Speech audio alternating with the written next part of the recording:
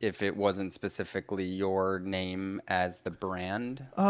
Maybe because whenever a decision is made, or whatever's going on, people see the name Pangburn and they automatically think, "Oh, well, you made the decision, or it was all you." Yeah, yeah, But yeah, yeah. it hasn't always been that way. But you know, I think I think that has something to do with it, my name being on it, that I had to change things up to make sure that I had absolute say over every single decision. And also in my deal making, um, I I've found that, as much as you believe in the honesty and the good faith and the moral underpinnings of another you might be doing business with, shit happens, right?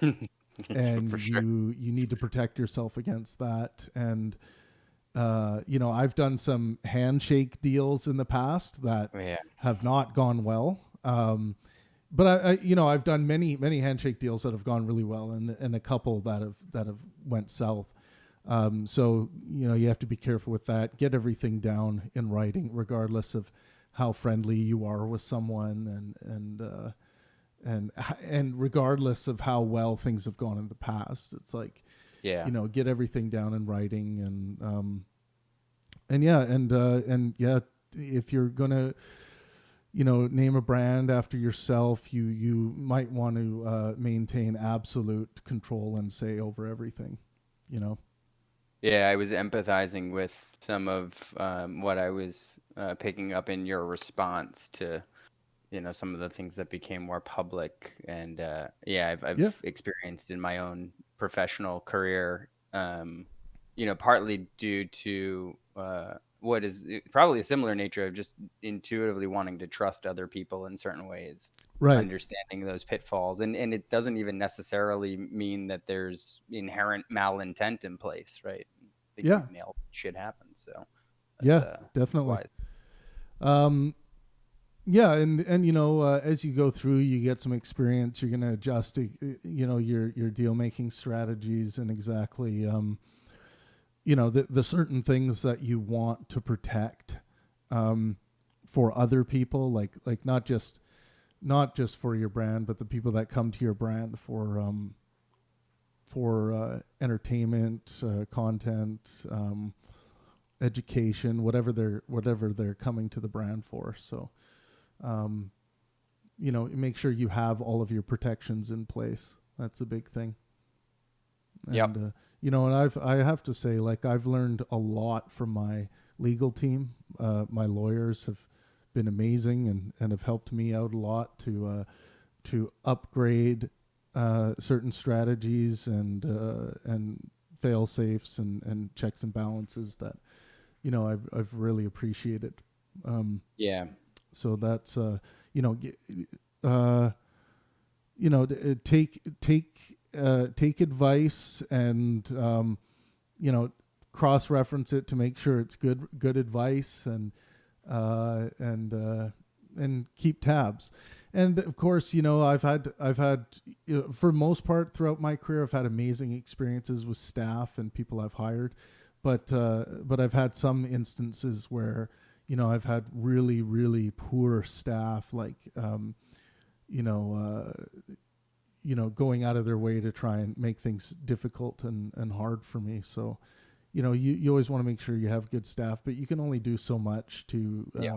to do that. But try to keep your ear to the ground, and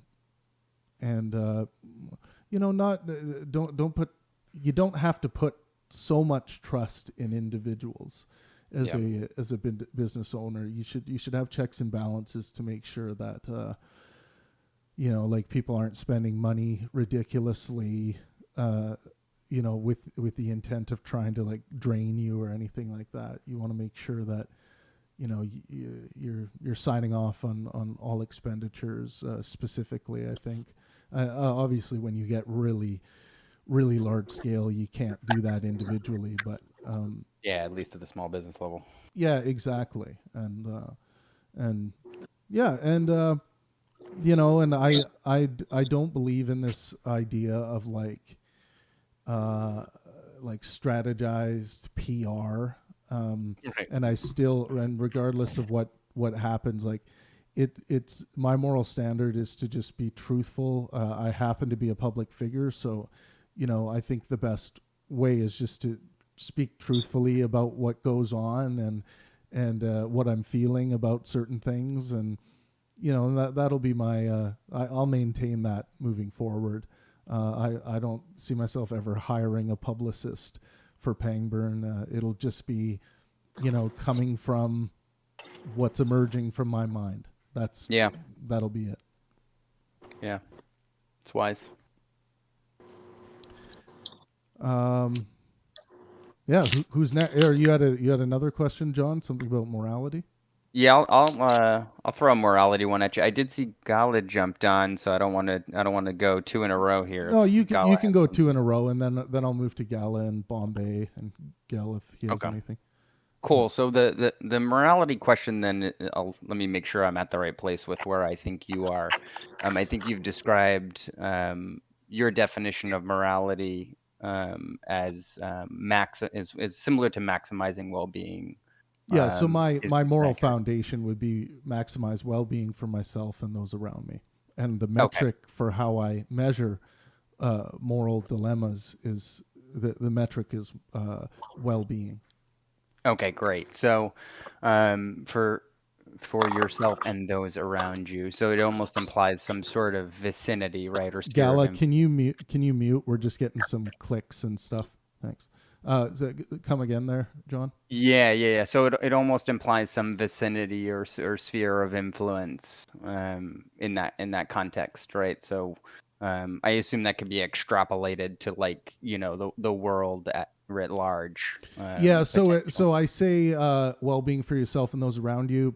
I like leaving that open because Sure.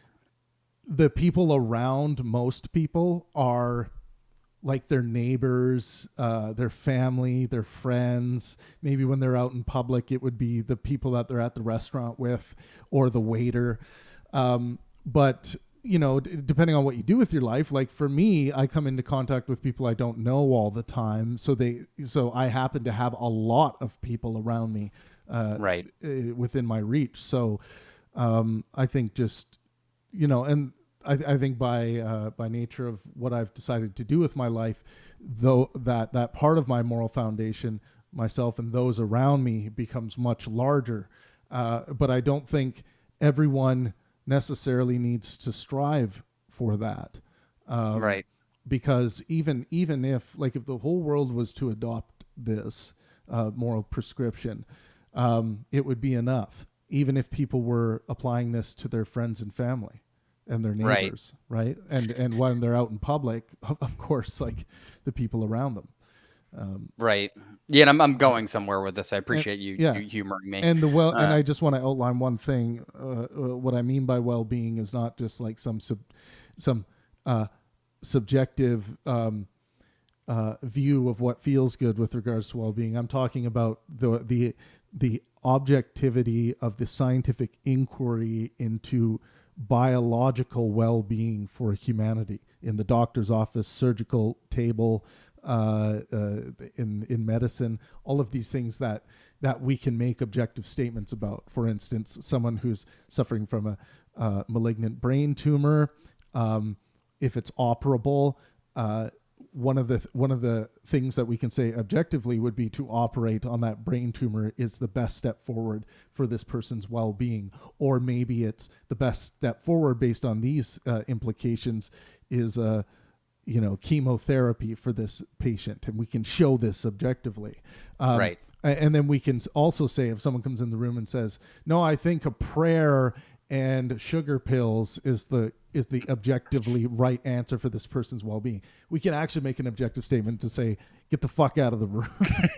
Yeah, Yeah. yeah. Or prove it, right? Yeah, Like, exactly. yeah, Yeah, yeah. yeah, I got you. Okay, cool. So then the part B to that would be that's which I think you touched on. It was where I was going. Is morality in your definition objective or subjective? And I think you answered it at least Yeah, partially. and the reason, I'll just explain this for anyone who hasn't heard me speak about this before. I think everyone is operating on subjective moral standards that they've just they've gone with what feels good to them. And Yeah. what I mean by that is, at some point, I think with subjective moral systems, you have to make some subjective presuppositions. And I think the ones that almost everyone on this planet lives by, and they're just made up, they just feel good. Life is preferential to death, and health is preferential to sickness. Mm-hmm. Now, these two things don't have to be that way. It just turns out that those presuppositions feel good to us. Right. And then, of course, in instances of suicide, that's when I think people's life is preferential to death. That actually flips. And once that does flip, they kill themselves. So I think that's how those presuppositions play, and to give an example of how that might change and what the result might be.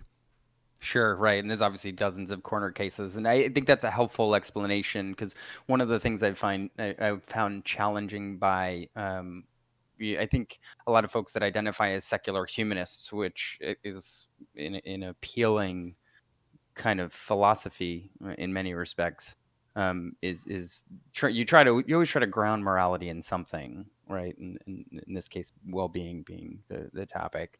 How do you separate that morality from the potential circumstance where maximizing well-being would potentially involve maybe killing one person, let's say. Yes. So you're talking about consequentialist calculus, where Yeah, right. Sure. So in a situation where you have good reason to believe that someone is there to harm others, and we can use the example of like a gunman coming towards the gas station or the grocery store, and someone would say, "Well, Trav, you're just going to let him walk in because you can't harm his well-being," and it's like, well. At that point, we now have this acting agent that's acting antithetically, or potentially going to act antithetically towards others' well-being, right? Right. And you have Yeah. good reason and indication to believe that this is going to happen. So for me in that situation, I think about, okay, what's the good thing to do here? I want to maximize well-being for myself and those around me. So I have to take into consideration my own well-being and recognize that I just like every other living thing is a selfish, organism. I have to think of a way where I can continue to be well as I can be, but also satisfy the part of maximizing well-being for others, those around me as well. And I even include the gunman in that case. Right. Right. So I'll try to move people out. I might find a way that I can take the gunman out if I had a chance to. Even if that means me pulling out my pistol and putting a few bullets in him, rendering him pretty much incapacitated and useless. Not necessarily shooting to kill. This might be some like crazed guy who found a gun on the side of the street and he thinks there's aliens flying around him and he's killing the aliens, right? Maybe a couple bullets in his ass will make him drop the gun, and you could be very, very much in tune with what's going on. And if he reaches back for the gun when he's already down, you might have to put another one in him. And you're doing all your things like yelling at him to stop moving, stop, like law enforcement does, right? Sure, if they shoot and happen to injure someone, stop, or it's like, stop resisting, stop reaching for that weapon, don't reach for it. They keep reaching for it, and boom, boom, boom, boom, boom, it's over. That makes sense. And if you'll allow me to pose, I think what is potentially the more interesting hypothetical is, in a situation where I'm sure you can imagine, a scenario where, potentially killing one or a smaller number of people for the benefit of a larger number of people's well-being, despite their, they're not attacking you, right? But let's just say there are resource constraints or whatever. Yes. How does that rationalize itself? So say you have a troubled member in your town, in your village, and they're causing everyone all kinds of chaos and even maybe like mental health chaos, because every time they go to the grocery store, this guy's yelling like, God's going to rape your children or something. And people will say, well, if that guy just went away disappeared, was taken care of, then things would be fine. And what I would say to that is that taking care of my responsibility, taking care of in what way? I want to maximize the well-being of that person who's being a nuisance, right? And acting antithetically towards others' well-being. So I want to come up with ways that I can maximize their well-being instead of engaging in simple consequentialist calculus and saying, well, -1 equals +20 on this side. Right. Yeah. That makes sense. So unless you're in a situation where you have to act like we were talking about with the gunman in a life or death situation that you've been able to reason, then I think the moral thing to do is attempt to maximize their well-being. And again, sometimes that might be, if they can't obey the law of the land, locking them up. Right. Incarceration. Incarceration, mental hospital check-in, like maybe they just need mental health treatment, but the mental health treatment system has given up on them. Right. Like there could be a lot of things going on, but I see, approaching those people with a genuine interest in seeing them become more well than they are now.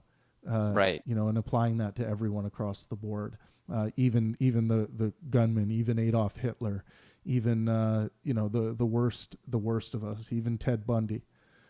Yeah, I'm in agreement with that. I tend to, I'm trying to explore at a greater depth whether I believe true evil even actually exists, or if the manifestation of that is just a fundamental, if you pick a metric, and nurture, right? Yeah, if you pick a metric, you can say like Adolf Hitler, with regards to maximizing well-being for yourself and those around you, Adolf Hitler, there's very few people that, from a well-being perspective, you could call more evil than Adolf Hitler, right? Right. So long as you pick a metric. If your metric for evil is people who stand in the, or if your metric for evil is like those who support Jews, right, you're gonna have a different answer about Adolf Hitler, right? And I've met people like that.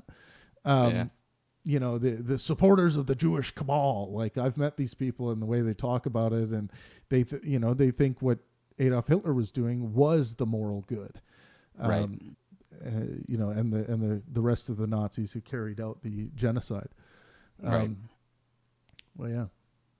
Okay. Yeah. I want to yield my time. We could go down this rabbit hole for cool. more time, but I want to let somebody else get in here. I just wanted to quickly, thanks for the question, John. I wanted to quickly go to MLG Frog. Says, hey, Trav, you're an atheist, right? ? How do you justify morality in your worldview? Well, we just went through that for the most part. And I'm an atheist, and let me just clarify atheism, with the example I like to use.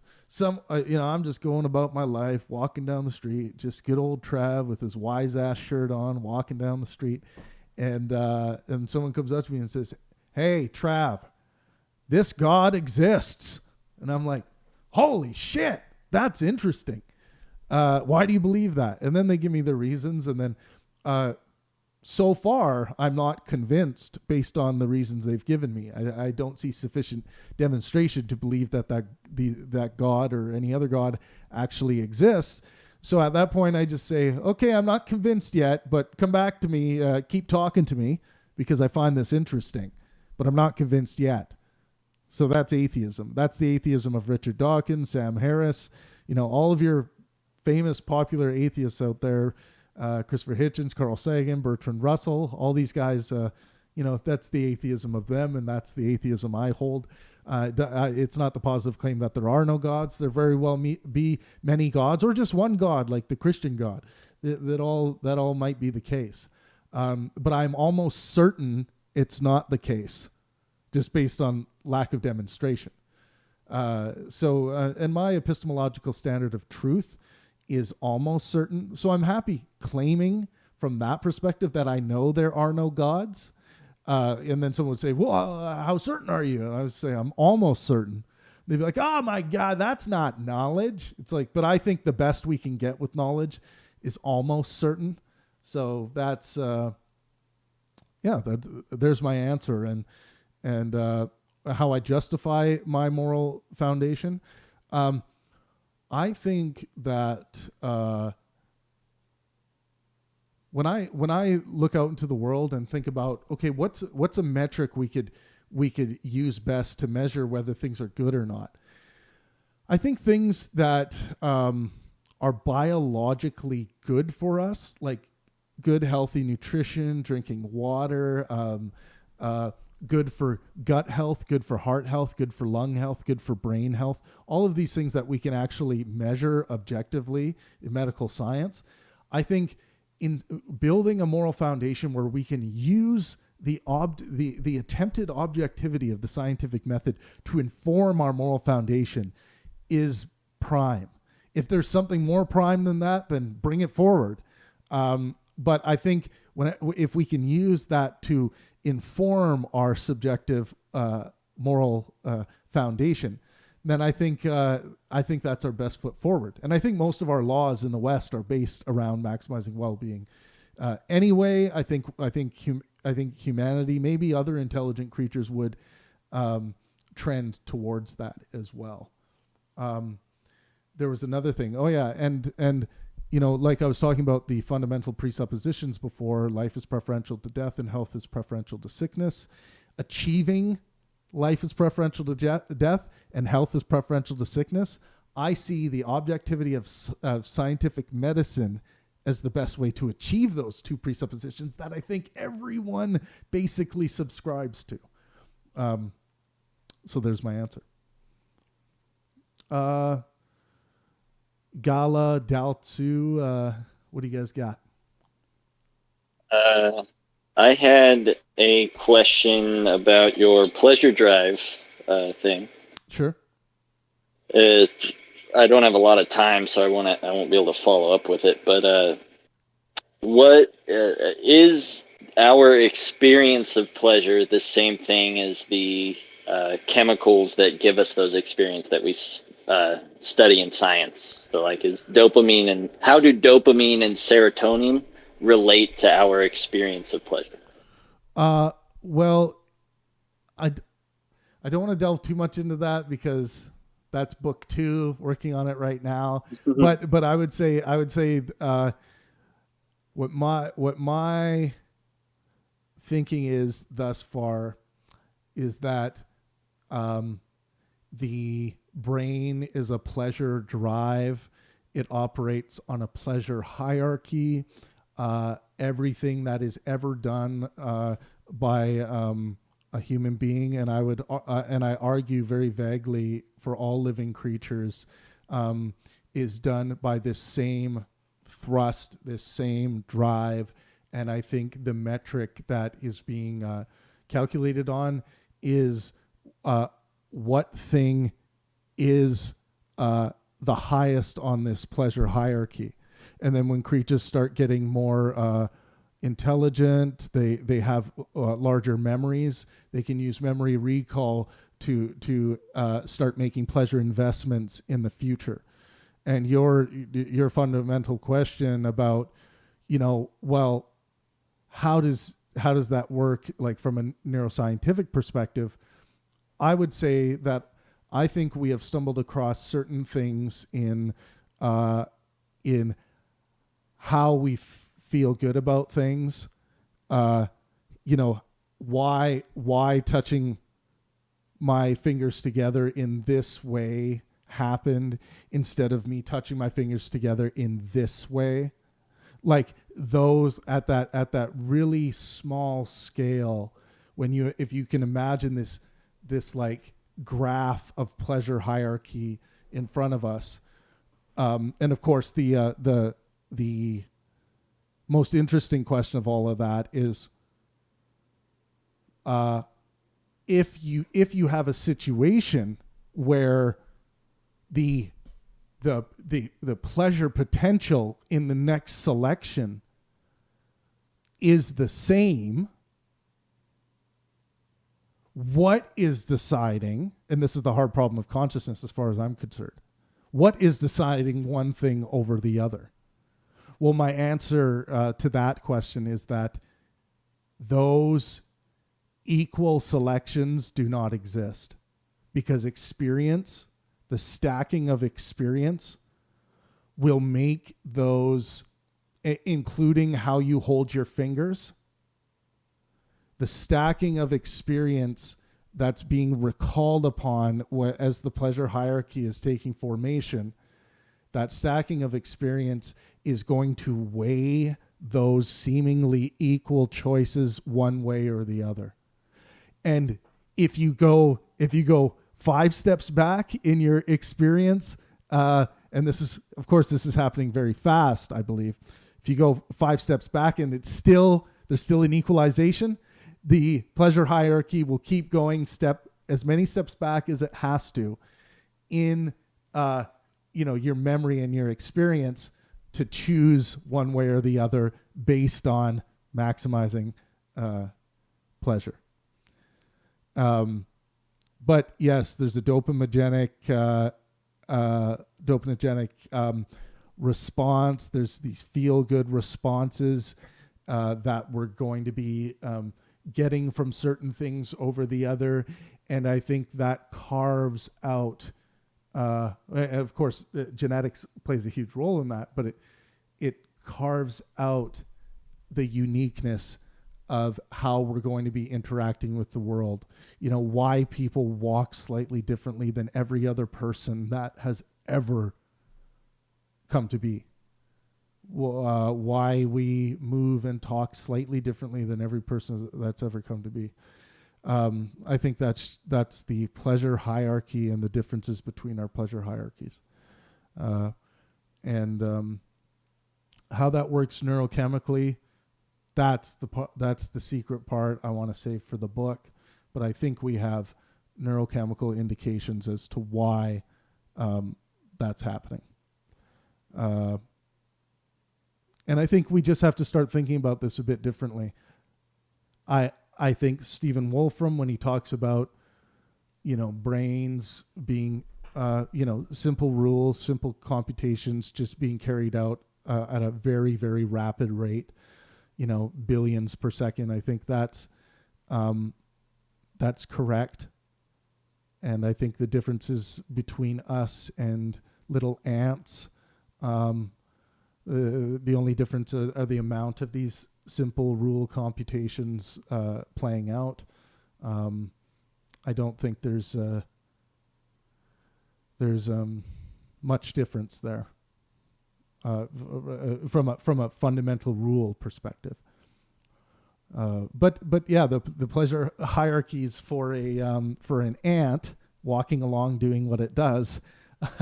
And how the pleasure drive functions at that level is going to be very simplistic. You're going to see this graph because memory is going to make this your memory is going to make this much more vast, what you can do and what you can remember about certain experiences, and that's going to enhance the pleasure you can pull out of reality.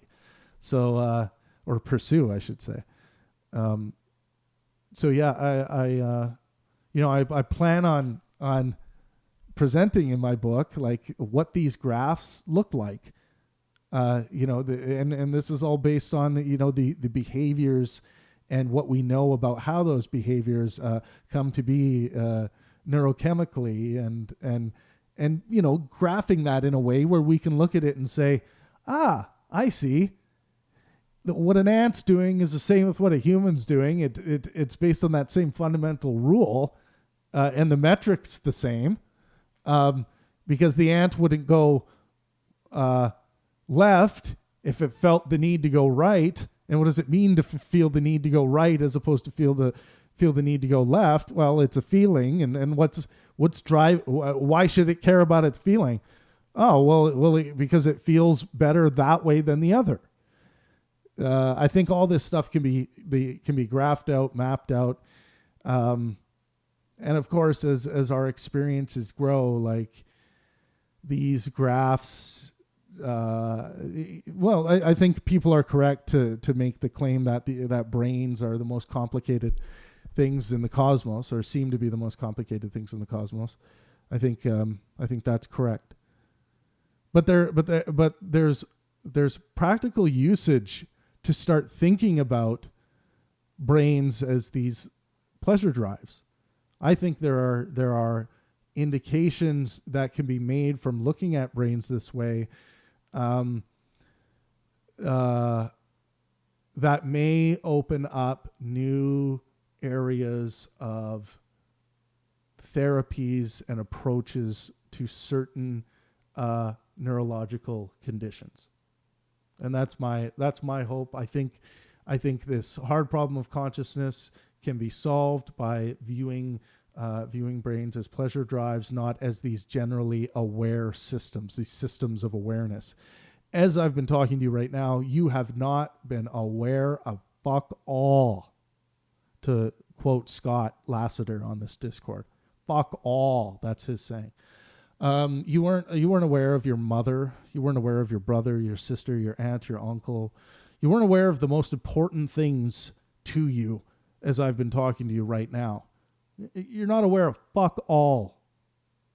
Fuck all. You're aware of slight things in the moment, in states. Oh, you're aware of language being said. You got a tingling in your penis. It's like you're aware of these things that are happening, like slate by slate. Okay, cool. It's a cinema of I think the cinema of pleasurable pursuits taking place, and the illusion of free will that's created by these processes makes it feel like we are in control. And I think feeling like we are in control is a necessity for intelligent creatures. And I think that's why it emerges. It's a health necessity. There's a biological health necessity to it. You can imagine what it would be like if we didn't have the illusion of free will, and we were sitting trapped in this cinema, feeling like we're just being forced to go and have sex with this thing, or do this act and this thing, and we can't do anything about it. It's like we're stuck somewhere. Yeah, that's what Sam Harris feels. Right. But yeah, like that would be a fucking terrifying thing if you could escape the illusion of free will. But I don't think we can escape it. I think as soon as you try to escape it, you're just playing into the game. You're playing into determinism while you're trying to escape determinism. I think it's futile. Enjoy the cinema. That's what I say. Like, enjoy the cinema that's playing out before you. And when people ask me the question, they want the one word answer. What's the meaning of life? If I'm forced to give an answer, pleasure is my answer. That's what I think life is. Life is a pleasure drive. Why does the nucleotide self-replicate? For the pleasure of doing so. I think that's what the force of life is. It's just this self-replication. Why? For the pleasure of self-replicating. That's the best way I can describe that process. The process of life. And I should outline when I talk about pleasure, I'm not talking about like the pleasure of whacking off, because a lot of people think of pleasure and they think of sex right away. No, it's much more primitive, much more simplistic, much more fundamental, a fundamental computation than something that's as extraordinary as masturbation. That's the very, very far down the road advanced thing going on than the first self-replicator. Swole Jesus to re-erection. Man, I gotta say that's probably the greatest name I've ever seen. Says, yes, but does Steven Pinker lift, bro? I'm sure he does lift. I mean, Yeah, I don't know. Ask him yourself. Send him an email. Actually, Steven Pinker always looks in pretty good shape. I'm sure he's quite active. Thanks for the question, Dal. Yeah, I did have another one. Yeah, go ahead, Or Gal. actually, the first one in my case. So this is something that I'm very interested in, but I haven't really spoken to too many people about it in general. Maybe I've done it a lot here, but it's just generally like how you achieve happiness, because I think that is I really think that is an underestimated question for people, because I think most people just kind of brush it off and say that, you know, it's a pointless question because you can't learn how to become happy. You have to do it some other way. But I just think like in general, do you have any like advice for how to achieve happiness? Because I know like in my case, I would say something like in Sweden, it's very, very dark during the winters, and a lot of people get depressed because there's no D vitamin and stuff. Yeah, I grew up in a very similar climate. All right. Okay. Yeah. Because so like the advice I give then is that you just take D vitamins, and then it's pretty much like, for me, it's pretty much solved the, you know, winter depression problem entirely. So there are basically two parts of my question here. So like the first question is just generally, do you have any advice on how to achieve happiness? And secondly, do you know any good books or any like sources of material that you can use to learn more about that? Well, I'm going to give you my this is the topic of my first book. So I think there's 5 things you need to do to clarify the mind. And once you have a clarified mind, you will be happy, whatever that means to you. Because first, here's another thing. Do you think, and this, I'll ask you this question, Gail, do you think that happiness to some people is being unhappy? I'm sorry, what was that? Do you think happiness to some people is being unhappy? I don't really see how that would be possible. No, I don't think so. It's something I was thinking about. Like, there might be a problem with the idea of happiness. Happiness as a general goal that humanity wants to achieve. That's all I'm saying. I'm saying, like, when I actually talk to people and get fundamentally down to what they really do want to feel good, happiness rarely comes out. Like, I usually hear it like when people are speaking in vagaries and generalizations, they'll be like, yeah, being happy would be nice. But when I speak to people and really get down to the brass tacks of things, they just want to live a pleasurable life. They just want to, they want to feel good about life. And sometimes happiness is not that for people. Anyways, just an interesting aside to think about. But, okay, the 5 things. What is going on in reality? So people are going to be faced with the cacophony of shit that's coming at them experientially of what's going on in reality. What is going on in reality? And how do you determine what is going on in reality? So I think someone's got to clarify that. They got to clarify how they're going to go about determining what is going on in reality. If they see something going on in reality, or if something's happening to them in reality, how are they going to determine what that thing is? Like, if they're feeling unwell, how are they going to determine actually what is going on in reality? Now, a lot of people give different answers, like they'll pray to a god or their Bible tells them, or they'll just kind of like think about it, whatever makes most sense, whatever makes a jam in their head, that'll be good enough for them. But I would argue the scientific method, the attempted objectivity of the scientific method, is the way to go about this.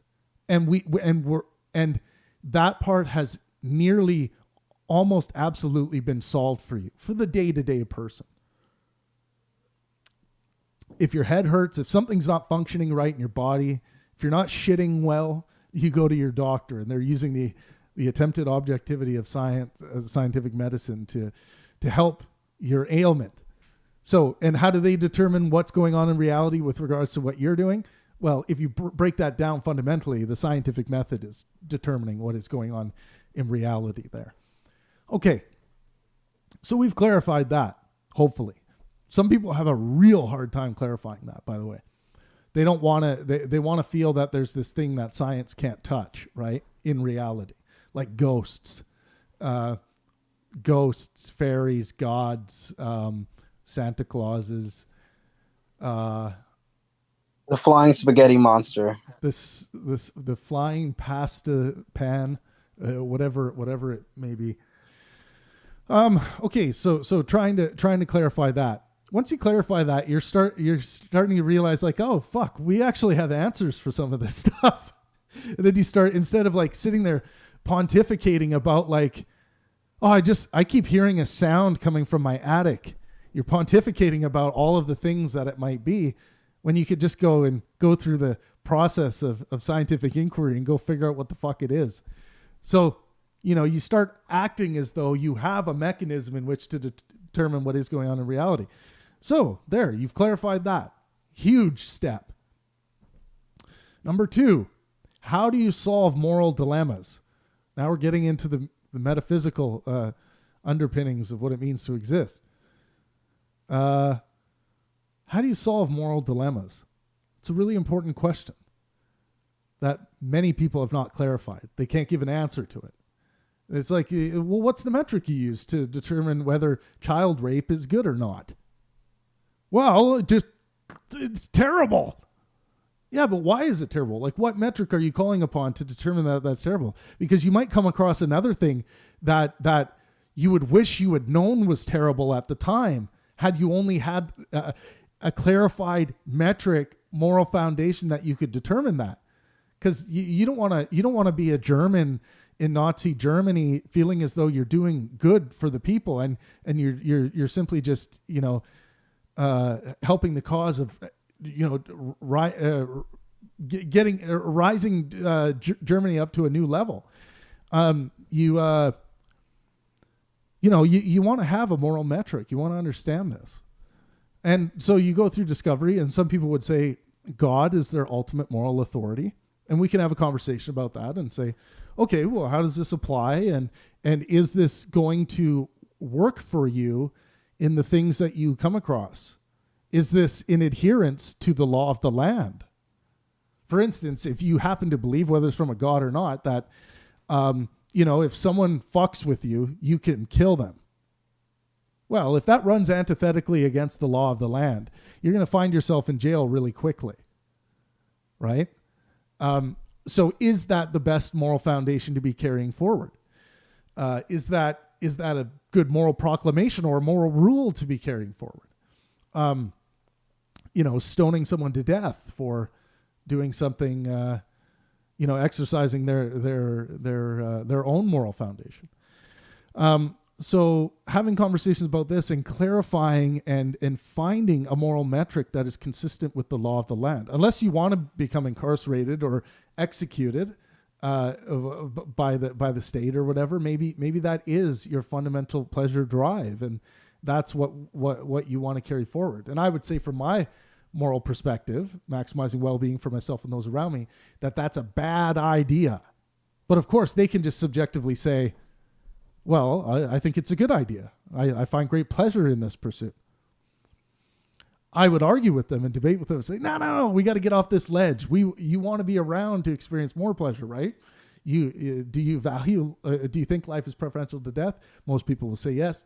Do you think health is preferential to sickness? Most people will say yes. Even those people that are having that, this feeling of wanting to be some kind of martyr or charge forward and kill people or something like that. They still want to live. They still want to, be healthy. So you can have conversations with them, but ultimately finding a moral foundation that is that you'll be able to work within the law of the land and continue to pursue pleasure. So that's number 2. Now 3 and 4 are the fun ones, the things where you really get to get creative and really look within and figure out what gets me going, what gets me charged up. So when I break those into two categories, artistic and scientific inspiration. Why the two? Artistic deals with the realm of possibility. Anything's possible. You can draw a dot on a piece of paper and someone will come up to it and say, this means humanity to me. Anything is possible in that realm. Michael Jackson. Yeah, sounds like Jordan Peterson. Yeah. It's possible that. How do you know anything is possible? It's possible. Hang on, I'll finish this and then we can have questions after. It's possible that Michael Jackson is flying around with fire blowing out of his ass, flying around space right now. It's possible. Quantum mechanics actually allows for this, by the way.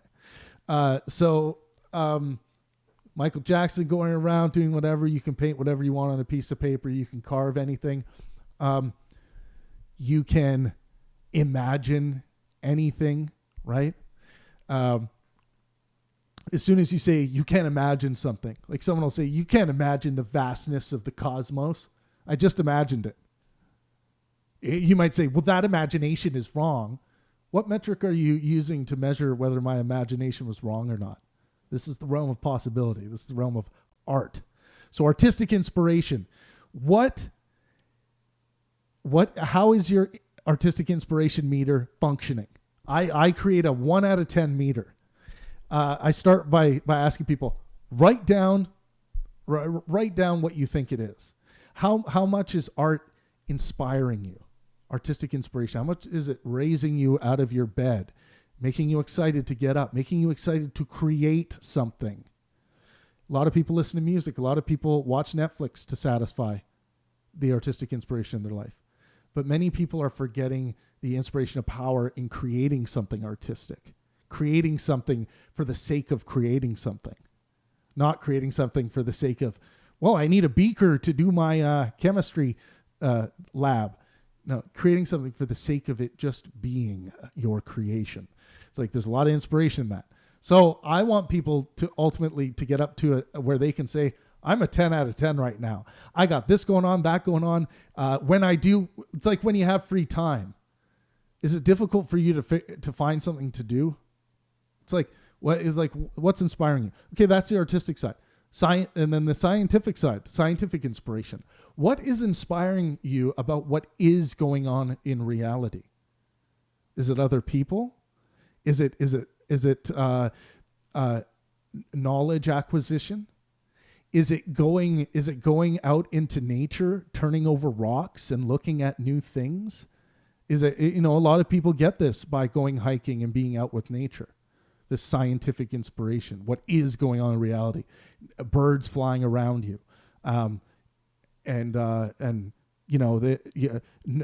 trying to get your own health in order, the objective health issues you may be struggling with. So getting that in tune, and also from that objective. From pulling inspiration of what is going on in reality, sometimes you will find inspiration on that side of your scientific inspiration that inspires your artistic inspirational side. Of course, you might see a tree full of beautiful bald eagles, and this inspires you to want to go and paint a nature landscape that includes bald eagles in it. And also, when we're talking about the artistic inspirational side, this may inspire you to want to get out in nature, to want to engage more in what is going on in reality. So there's a lot of good cross-contamination here, and I say good from a well-being perspective. I always like to clarify that. Good cross-contamination happening here. And the ultimate goal, I think, is to get these meters, these 1 out of 10 meters, to 10 out of 10 on either side. Okay, so now you're inspired. So you've clarified what is going on in reality and how you determine that, the mechanism of science. You have clarified your moral foundation, how you solve moral dilemmas. You are now fully inspired scientifically and artistically. And then finally, how do you keep track of it all? How do you keep track of all this shit that's going on, that's coming at you? Well, that's simply just the fundamental mechanism of skepticism. It sits at the top of this upside down umbrella, and it just questions and continues to question anything that emerges from all of this stuff. Not everything, because you will go fucking mad if you think that you can question everything. You will be in a madhouse. You will be down cynical valley, living in cynical apartment number 1, bowing down to the cynical overlord of cynicism. So you have skepticism sitting here, questioning, continuing to question anything, including certain inspirations that feel good but might be acting antithetically towards your general well-being. And of course, we're going to look at what is going on in reality to sort that out. So those are my 5 things that I think one needs to clarify in order to achieve, maximal wellness. And that was, I think that was Gel's question. So that would be what I would ask for people to answer those questions. And when they initially write down their initial answer of, okay, maybe they're at a 3 for artistic inspiration in their life, and they're at a 6 for scientific inspiration in their life. You look at the realm of possibility, and you sit down, and meditation's a really good way to discover this. And again, you're going to get that from what is going on in reality. How you determine what is going on in reality, you're going to discover mindfulness meditation as one of your options. You're going to allow yourself to dive into the possibilities of things that maybe you haven't given yourself a chance in. Maybe like almost everyone who doesn't play a musical instrument wants to learn a musical instrument, even if it's something very simple, or they want to create music in some way, or people who aren't very good at drawing. They just allow this excuse and tell themselves, well, I'm not really good at drawing, so I won't do it. Or I'm not really good at sports, so I won't do it. I can't sing. I can't draw. I can't do sport. Right. So people will build up these excuses. And this is where skepticism comes in to babysit this. This is the best part. Question and continue to question everything, anything, including your own bullshit, including the own bullshit that emerges out of the emergent qualities of your mind. These thoughts of like, oh, because I suck at soccer or once did suck at soccer, I shouldn't play soccer or I won't play soccer. Bullshit. That's where your skeptical mechanism comes in and says, hang on, fuckhead. This life is very short and you need to get out there and try this thing out. It keeps coming up in your mind like, oh, I wish I could play soccer, but I'm no good at it. To go join a fucking soccer team and just go out there and kick a fucking ball around. This is what your skeptical mechanism. It's going to find things where you're just like, holy shit, I've been just like thinking so wrong about certain things because I'm allowing my emotional knee-jerk reactions. The first emotional knee-jerk reactions that always come up when I think about shit, it's like they're evading your skeptical mechanism. So allow your skeptical mechanism to come into contact with it and say, not this time. I'm going to question and continue to question this crap that keeps emerging and see whether it's something I really see if what I'm doing right now with regards to this thing is something I really want to be doing. And that's just to clarify, yeah. Is skepticism the 5th point, or skepticism? Was the 5th point? Yeah, skepticism is the fifth mechanism, the mechanism that's going to keep all of these things in check and see where you may be failing yourself. So yeah, that's and this is what my first book is about, just kind of outlining everything I've just talked to you about. I give examples in my first book of some long dialogues between two characters trying to sort out these problems. So in one character will be, old school philosophy move. Yeah. I mean, having two characters talk to each other, like a bunch of philosophers have done that. Yeah, of course. To like illustrate a problem. Yeah. I kind of joined in. I kind of joined in on the tail end of this. What exactly were you presenting right then? Or Well, I'm just the five? What? Gelbrecht. You can go back and watch the tape because we're recording right now. But Gelbrecht Oh, asked, how do people achieve happiness? And we talked a little bit about what happiness might mean and how it might be a deterrent to some people. Not there might be people out there that happiness is not fundamentally what they want. So we talked about my basically the 5 mechanisms for clarity in your life, which and then look and I will argue that once you've got these things clarified, nothing can stop you. Of course you will come you'll come into contact with other agents that wish to act antithetically towards your well-being, and I think these mechanisms that you have in place are going to give you your best shot in maintaining your wellness, even in a when you step out into the wilderness. Yeah. So just one point of clarification that, like, you said something earlier on about, like, do you think that some people are happy by being unhappy? Like, I just interested. I'm just interested in what you meant about with that. Here's something to think about. If you can think of this idea of achieving happiness in your life, do you think some people might feel anxious being happy? Okay, yeah. So I guess one thing that I've been thinking about on that point is, like, if you're truly happy with everything, then you have no sort of drive to accomplish anything. I guess that might be sort of a problem, because then you will just lay in bed and just say, I am happy with everything, and just I have no drive to do anything. So I guess that could be a problem potentially, but. And that's why I like to focus on what I think is fundamental for life forms, and I think that's pleasure as the metric. So I think happiness can be a pleasurable pursuit for people, definitely. But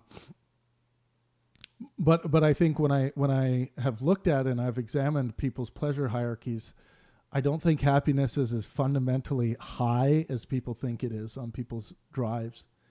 You're going to find sex very high up there.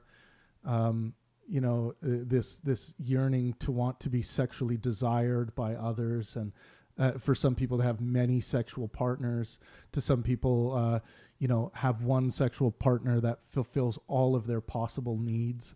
You're going to have people that money is just like something that just fundamentally for them is just at the highest point in their pleasure hierarchy, because they see money as a gateway to get all the things that they've ever wanted. They see money as a hierarchy to get the type of women they've always wanted. Because money, financial wealth is a hugely attractive thing to many women. So these are the negotiations people are making within their pleasure hierarchies, and they're looking at it grow, and they're how can I get it? It's like, well, what are the fundamental things you're trying to get? Let's get down to that. And ease of financial anxiety is a big one for people. But so then basically you're making a big distinction between happiness and well-being, right? Because I like personally, I think a lot of people do sort of use those two terms synonymously. I like happiness and well-being. Right. But you're making, as I understand it, a pretty significant distinction. Well-being as in measured in the doctor's office and in the hospital. That's the well-being I'm talking about. Some people will come into the doctor's office, they've never been happier now that they're back on binge drinking, right? Mm-hmm. They've never been happier now that they're back doing some kind of behavior that we can demonstrate is acting antithetically to their well-being. We can objectively demonstrate it. Okay. Oh, yeah. All right, my dudes. Any other questions? I have one. I'm gonna type it down, but I'm also gonna speak it. It's gonna be in live text. Sure. So is the biggest thing that will kill humanity ourselves? And just one question at a time. Number 2, how can we rationally justify living since life has no intrinsic meaning? And number 4, if we were to all cease to exist, why would it matter if you think it matters? So the living for the pleasure of living. If it wasn't pleasurable to live, we wouldn't. Mm-hmm. So this is why I think pleasure is the fundamental thing here with regards to life. So that's the answer to that one question. What were the other questions? I said, how can we rationally justify living since life has no intrinsic meaning? Yeah, well, you're rationalizing when you say life has no intrinsic meaning, but we have the ability to create our own meaning. So intrinsic meaning, this idea of intrinsic meaning just doesn't fucking matter. Oh, okay. I know human apes have created this idea that intrinsic meaning, there's got to be something out there. We've done it with the illusion of free will as well. We're constantly searching for this thing that we didn't have any. We had the illusion of this feeling of this thing, but we didn't have any good reason to believe that it was actually the case. So it almost felt as though the burden of proof is to prove that we don't have free will. And it's like, well, no, that's not how we evaluate claims, right? So yeah, my this idea of intrinsic meaning matters not. And that's part of the reasoning rationalization that we do. And that I've done. And then there was one more there, Gala? Yeah. If we were to all cease to exist, why would it matter if you think it matters? If we all ceased to exist, I can say that as a concept, if we're talking about that, I would say that is an unpleasurable idea that no life would exist or that humanity wouldn't exist, because I find humanity pleasurable. But that's my only answer. Oh, cool. Yeah. What the, Aaron? Travis, I can't ask you a question because Yeah. I keep hearing. 2 seconds. Gala, was that your last? Was that your last question? Sorry. Oh, yeah, that was. I was just gonna just comment on that one. Go ahead. I was gonna say, it does sound scary, but at the same time, it's like imagine close your eyes, and you see darkness, and there's no pleasure, no sadness. So it's that sounds like it wouldn't be that bad. No, I think it's horrible because there's no well-being to maximize, so it's not good. That means there would be no suffering, none of that. That's why this is exactly why all of these people who profess this moral foundation that's based on suffering avoidance, like Jordan Peterson likes to promote, or he thinks is a good idea. Nuh-uh. I'm sorry. This is a good example of that. It's like, oh yeah, just delete everything, delete all suffering. Then that's great. It's like, well, we can do better than being in this suffering avoidance, fight or flight moral standard. I'm sorry. Yeah, without suffering, we wouldn't. I don't want anything. people sitting in their fucking homes trying to avoid suffering. That's not good to me. That's not pleasurable to me. It's not maximizing the well-being of the human. We can actually demonstrate objectively that it's not good. It's not good objectively from a health perspective to close yourself up and live that way. Mm-hmm. No, but Travis, wouldn't you say being in the pleasurable state is like avoiding suffering at its best? No. Why not? At all. Why? Because avoiding suffering as a pleasurable pursuit in its own, what do you think that is fundamentally? It's avoiding suffering. It's a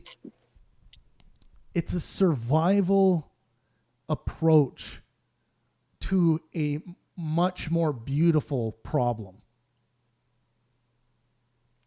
Right, but if you don't survive, then the problem doesn't exist, right?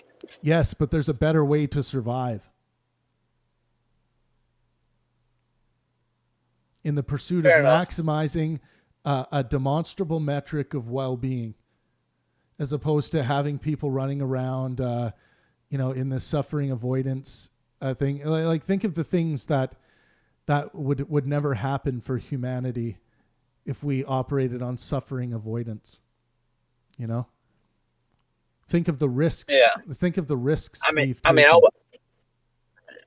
personally wouldn't make it the number one priority, but Yep.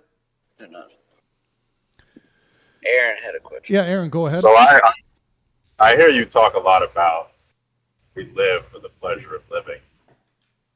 Well, I would disagree only because the way I see it, life is suffering. And not only is there natural suffering, the fact that by the very mere fact that we exist, there are a bajillion things every day that could potentially end each and every single one of our lives. Seas, disasters, all kinds of horrible shit we don't even know about yet, you name it.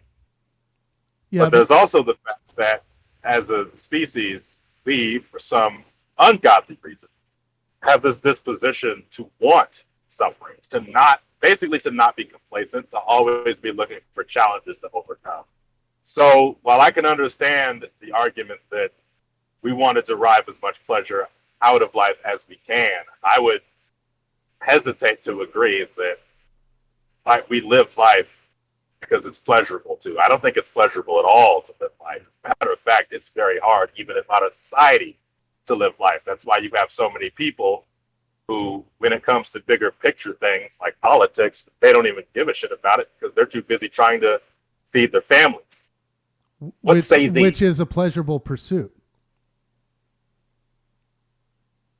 Well, I suppose that's my question. Is it a pleasurable pursuit, or is it something that all life is hardwired to do? Because even for the other animals where every day is life or death, they still do it. And I don't think they derive any pleasure from it. I think it derives from this sort of universal need to just live since you are alive. Well, using the example of the person that's trying to feed their family, we also have examples of people who don't give a fuck about feeding their family. And their pleasurable pursuits are taking them elsewhere. So I don't think there's anything fundamental about that. I don't even think there's anything fundamental about, life is preferential to death and health is preferential to sickness. We see people kill themselves all the time. We see animals kill themselves. This is just part of what can happen with life forms. So, are you saying that those are unusual? The idea that you have members of a family who don't want to feed their family, or animals, including humans, that want to kill themselves? Yeah, it's unusual, but I just wouldn't say it's fundamental to the condition. I think it is. Yeah, but we have examples that prove that wrong. Well, I've always said that, but if you accept the notion that evolution is purely random, which is why you get so many different types of animals, that every single possible, given enough time, every single possible outcome of any particular evolution of any particular form of organism is going to is going to happen given enough time. So I would say that things that tend to go against the patterns that our pattern-seeking brains want us to believe are normal, I don't think those are abnormal at all. I think they're less likely, but I would call them abnormal.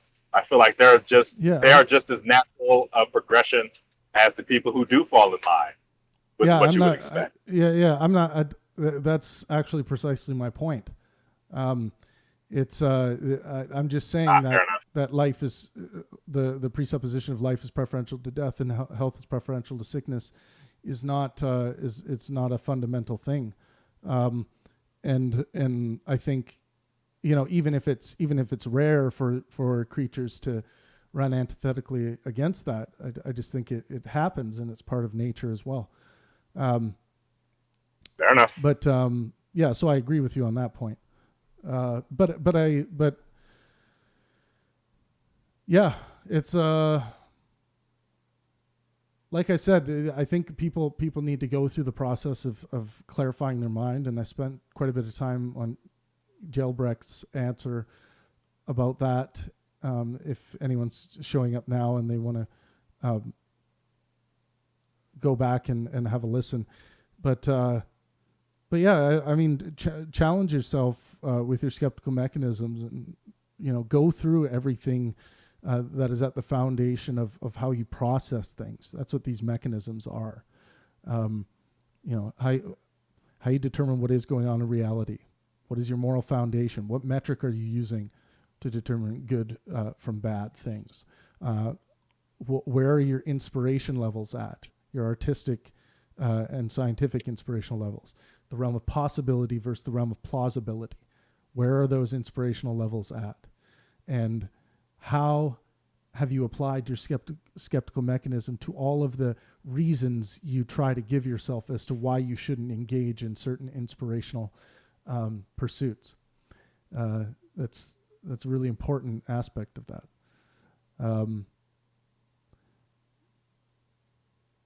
I'll be right back. Oh, hey. We got Scott and Yakiko, the artist formerly known as Bruno. What's up, guys? We're just wrapping up the AMA here. Bruno and Scott, do you have a question? ZMO, anyone?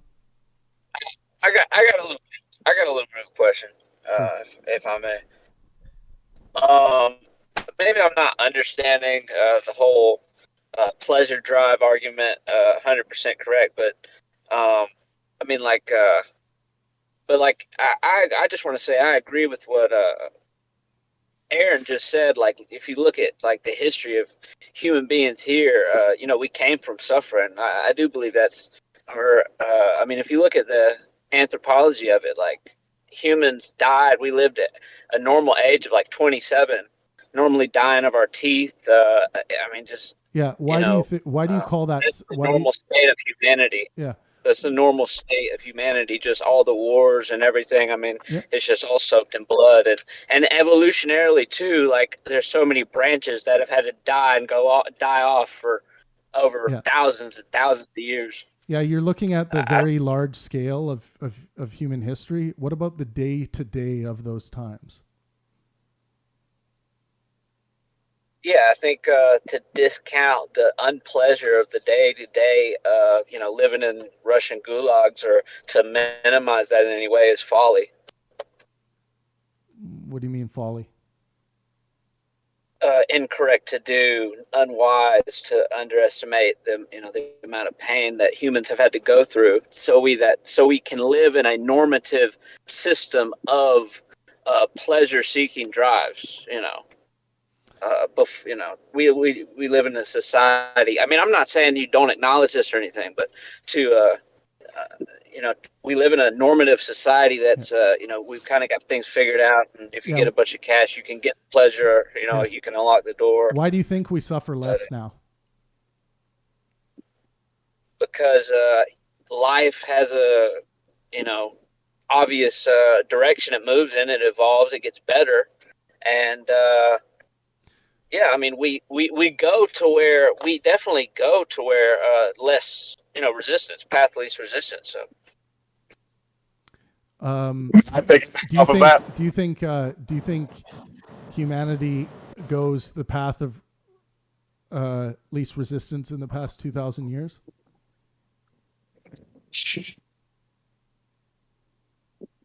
I mean, slowly and clumsily, with a lot of evolutionary mistakes on the way, and I mean that in the way of culture, etc. Do you think religion is the path of least resistance?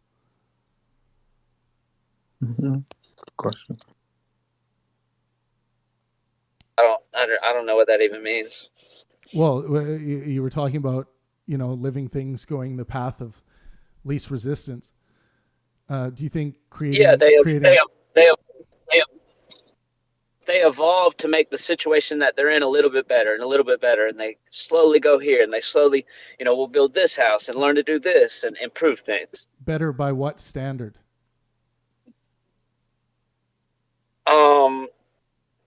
Subjective standards that society places on itself. Hang on. That's all you had to say. Subjective standard, and what is that subjective standard based on?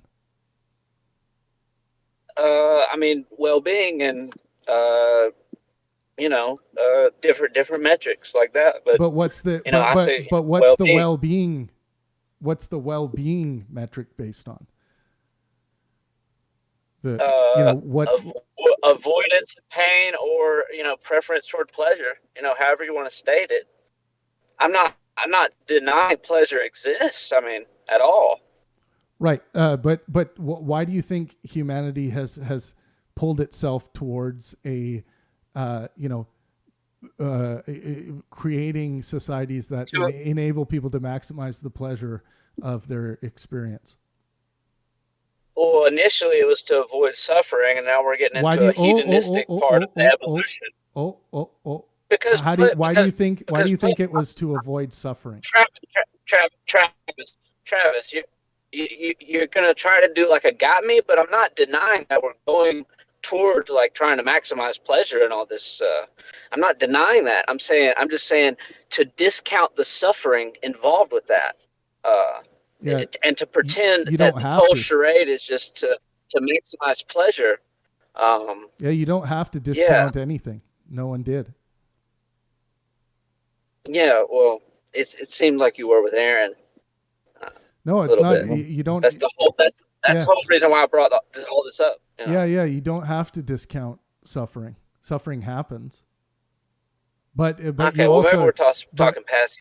But you also have to look, like, when you think back at history and you think through some of the like the dark ages, what felt like suffering at that time compared to what feels like suffering at this time compared to you.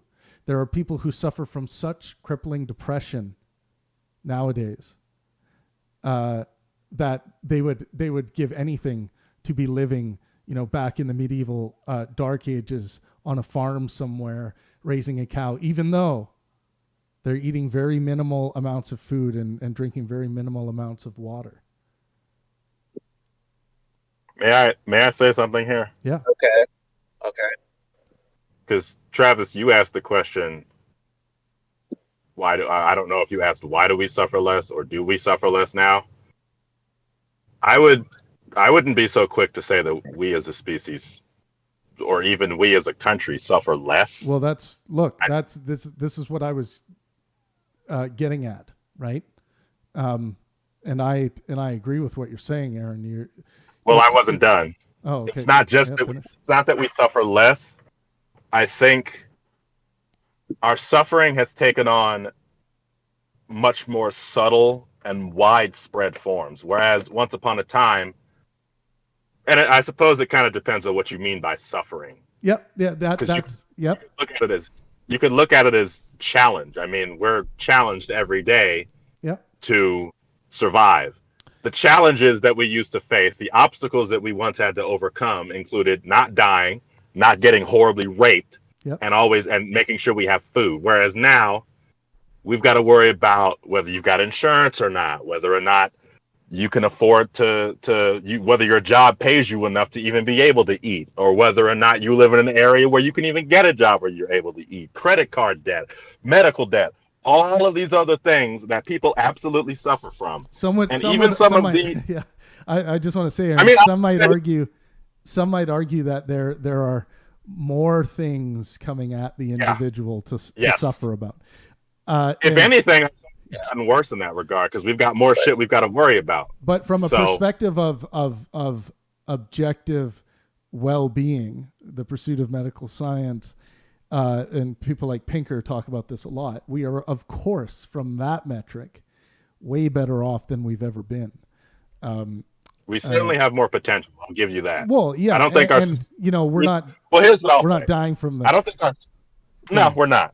Here's what I'll say. I don't think we're suffering less. I think we are finding different ways, more and more coping mechanisms to deal with the suffering that we have. We're breaking it up into separate things that some people don't have to deal with. So, I will tell you categorically, we are suffering less, way less, actually. And I would second by that. a metric of well-being, correct? Is that what you're talking about, Bruno? Yes. So polio has been eradicated in Africa. Yep. Malaria isn't really a widespread disease as it used to be back in the 1700s. Yeah. No, what I say? The 19th century. So, by that metric.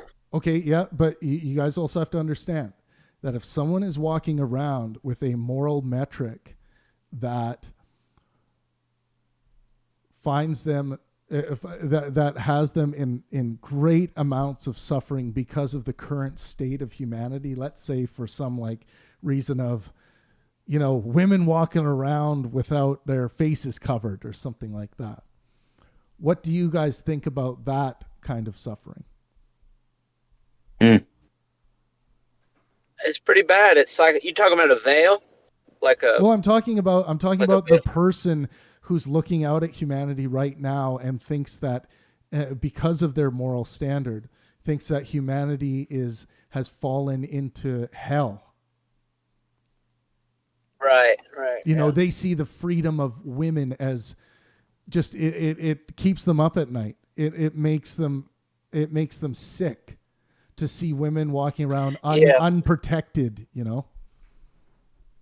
Well, I would say people that I would say that level of suffering is over and done with. We've moved on from those days. So if you can't adjust, then your suffering is just never ending, and it's going to keep keeping you up at night. But the rest of humanity, in many respects, has moved on from that. Okay, and now what about the children that suffer because they didn't get the newest Barbie for Christmas? I don't know if I'd call that suffering, but that's just me. Right. That's a much lesser version. That's watering down the term. Right. So now we're getting to the subjective interpretation of what suffering is. Now, how are you going to give an objective demonstration of what suffering is? Or do you think suffering should only be looked at from a biological well-being perspective? And if you do agree to that, what about the psychological detriment that can be had by a kid not having as good of toys as the other kids at school when they come to share their new toys after Christmas? I would say, for me, for starters, I think I would take on the premise that suffering is innately and perhaps purely psychological. And an individual only suffers if they perceive that plight, in quote, as a suffrage or some sort of turmoil. Yeah. So that's what I would say. Here's another one to think about. Human relationships. How long has the relationship between a mother and a daughter been around? Now, how much suffering occurs now, today, when a mother and a daughter, their relationship breaks down and they stop talking to each other? And the level of suffering that comes with losing that relationship this is something that has been around, the loss of relationship and the suffering that can come with that, since the social species emerged. What do you guys think about that? Do you guys think that that's not as bad as getting a wound on the battlefield? Yeah, I mean, I don't know who said it earlier, but honestly, I mean, that type of thing, suffering is subjective. Like, it is mental. Like, you watch TV shows and people will be completely delusional. And they may, think, like you were saying, seeing women walking around and they're freaking out, and psychologically it really disturbs them. And you could put them in an fMRI machine and it really is very troubling to them. Yeah, they go into therapy for their suffering. Yeah, even though, right. Yeah. So, yeah, I mean, it is psychological, and, you can't tell somebody that they're not suffering and their depression isn't as bad as it is. If it is really bad, I mean, you can't. Yeah, exactly. And think about, that's the thing to think about. Like, would you rather suffer a wound you would never, let's say, would you lose, think about the person you love most in your life. Would you sacrifice an arm on the battlefield, get an arm chopped off on the battlefield in order to maintain that relationship? Or if you went the other route, that relationship would just disappear forever. Which one would hurt more? Which one would you suffer more from? Well, here's what I think. I think in the endless pursuit of our brains to prioritize, I do think that the brain tends to prioritize physical suffering over mental suffering. Although I would say that if we take away the advances in medicine, the physical is obviously a lot more hazardous, because a physical injury could lead to an infection, which could ultimately lead to death. Whereas a mental damage can absolutely have the same effect, but because we're a social creature, there are avenues that I feel like have been around for a long time for people to deal with things like depression and suicidal thoughts. There are definitely places there. I mean, and I would imagine that comfort is probably one of those things that's been around for a long time. So I would say that our brain probably tends to prioritize the physical over the mental. Ooh. Because we rely on each other for so much. But when it comes to our own bodies, I mean, that's why you go to a hospital, because you don't want to die from whatever's injured you. I have an interesting point to that. What do you think, Aaron, about the men who are led to the battlefield when they know they're going to die, but if they were to stay behind and cowered out of the fight, that seems worse to them than death? Mm. That just sounds like an abundance of testosterone. Right. Yeah, but that's psychological, right? Yeah. No, I would actually make the argument even that what Aaron... Oh, sorry. Someone just talking.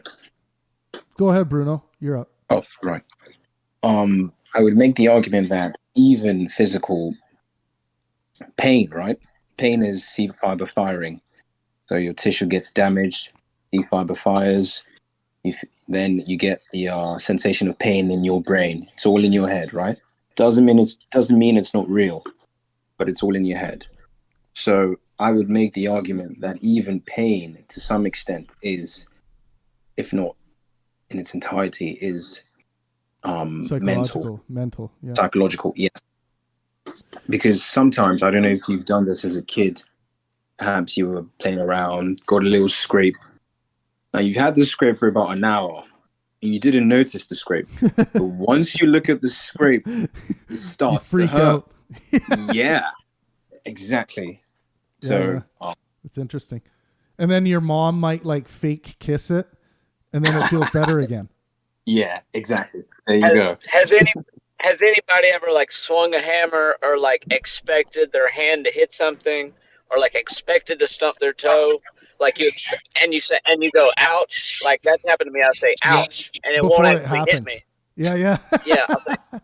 Well, or it misses the on only, the couch. Oh, I'm gonna leave this open, guys. I just have to take a quick break. I'll be back momentarily, so feel free to just openly chat.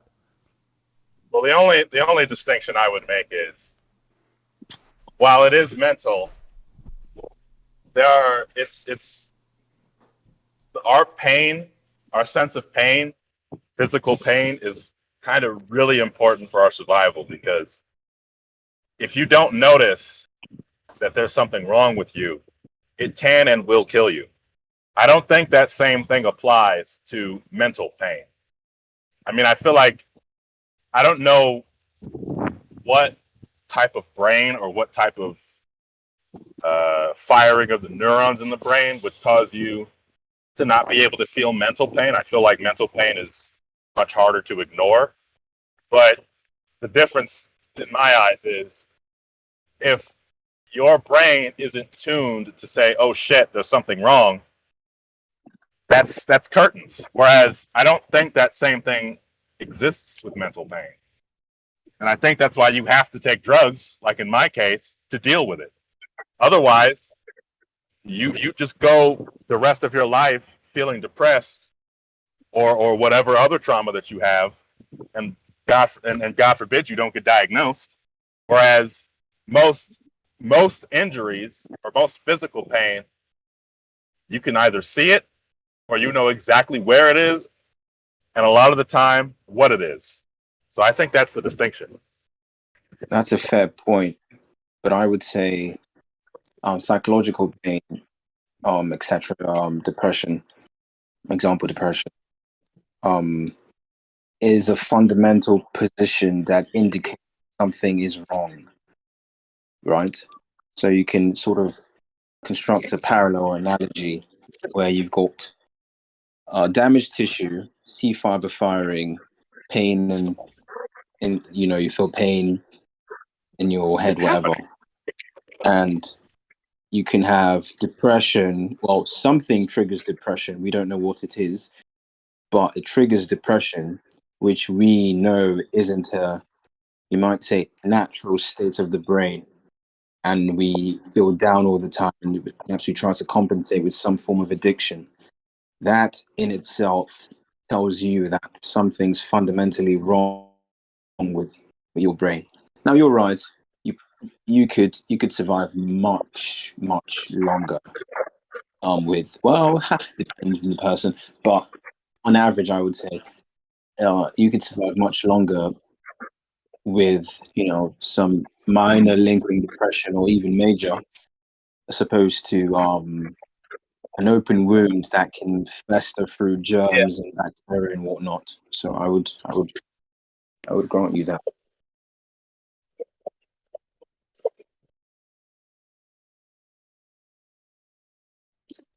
I mean, and there's also a reason that we think about psychological pain and more like, being tortured, physical pain different. I mean, one's just psychological, one just happens in consciousness. You can't see it, it's invisible.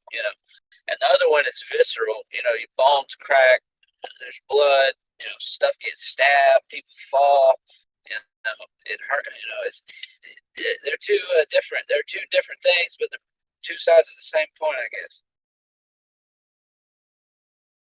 Yeah, somewhat.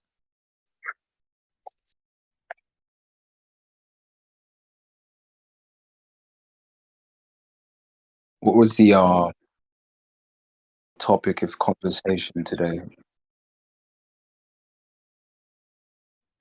I think it was an AMA or something. What was that? Yeah, there was an AMA, but Ask anything. I see.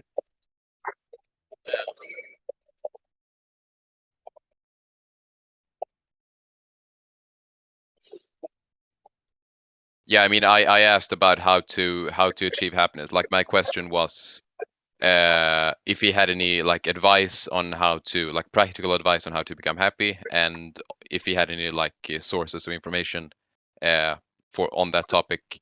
And yeah, he gave me a long list and said that he's gonna write about that in his book. So maybe I think he may have talked about that before. I haven't been into this group too much, but but yeah, so there were basically like 5 points. So like the first was to what's going on is the first question he said. Second question is how do you solve moral dilemmas, and then artistic and scientific inspiration, and then skepticism. Those were the 5 points. I don't know if he's talked about that before Oh yeah. or not, but yeah, but that's basically what we talked about. If it makes any sense. Yeah, that's the first time I've heard him mention it. But I've heard him mention a pleasure drive hypothesis. Oh, Travis drive Good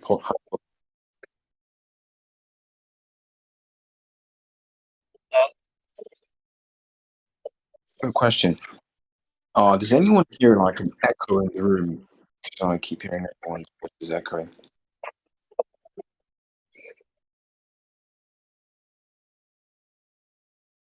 Yeah, I think that was coming from Zemo. Oh, okay. Yeah, because I keep hearing that. But so I mean, I'm just curious if anyone else have got any like practical advice on how to become happy, because I think that's a very interesting topic, and I think it's a topic that many people just kind of brush over.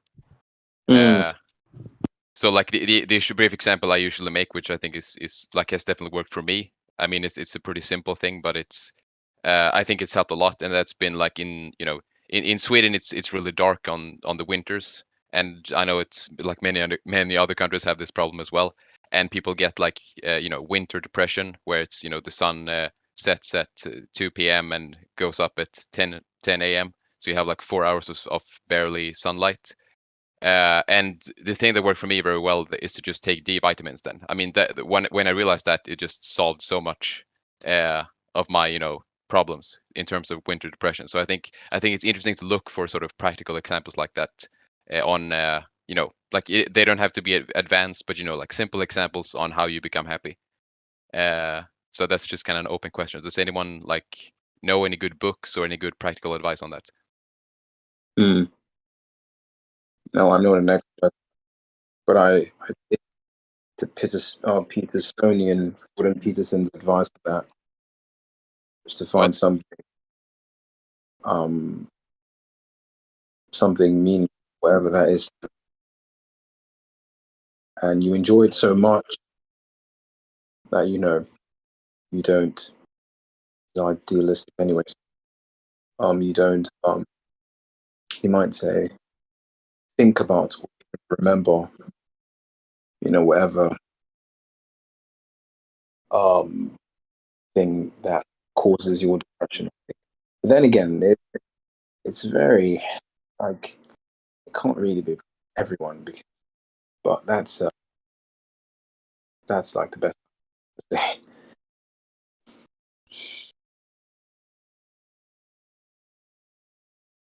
Shit, man, there's a lot about being happy. For me,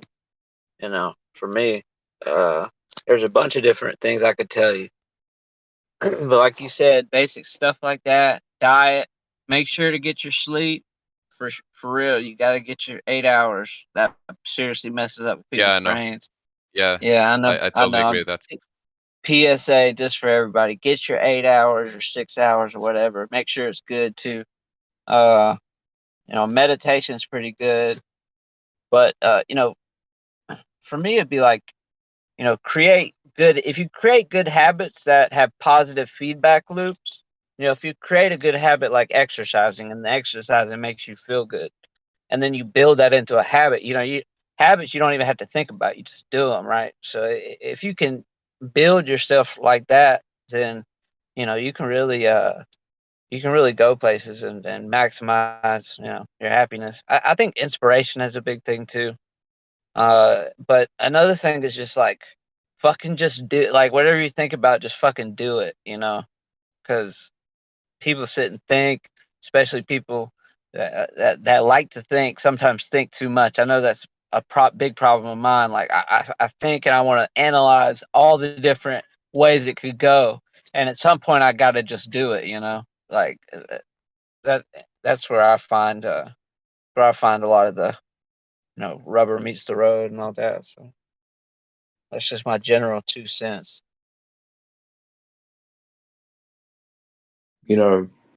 I would just say that I don't search for happiness personally.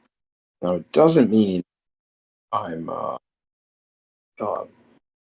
sadist of some sort, or I'm depressed or happy. I would say happiness isn't a goal for me.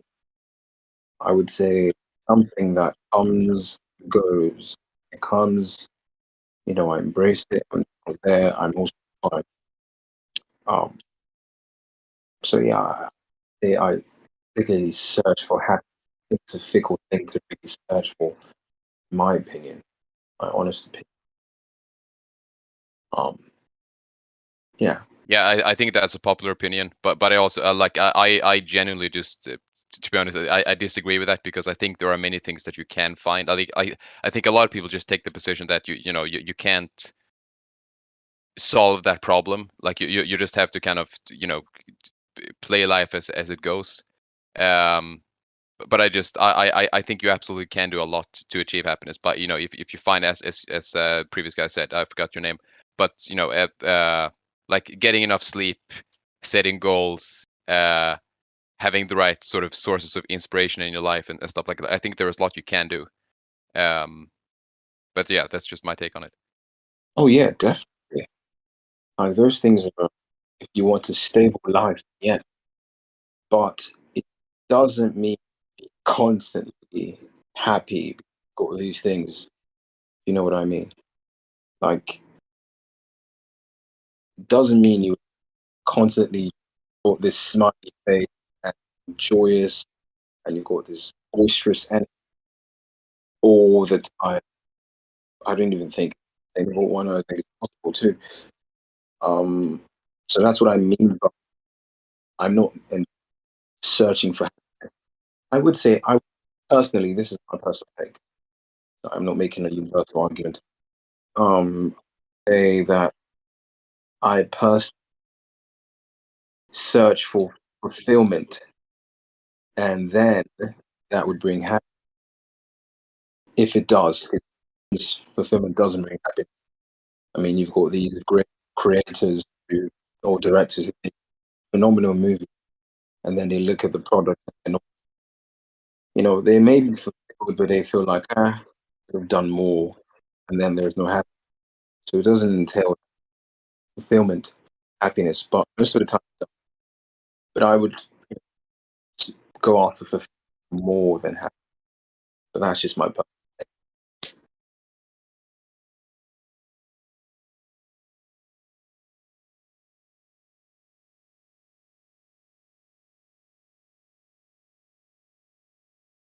But then again, don't take my word for it. I oh, I wouldn't say that. Never mind.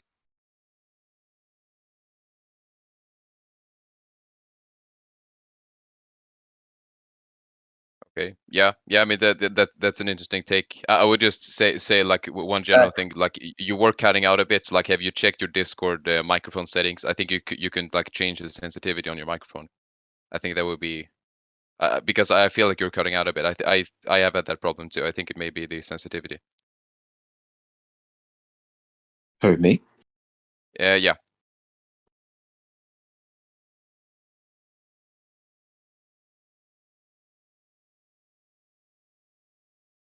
Yeah, you were cutting out a little bit.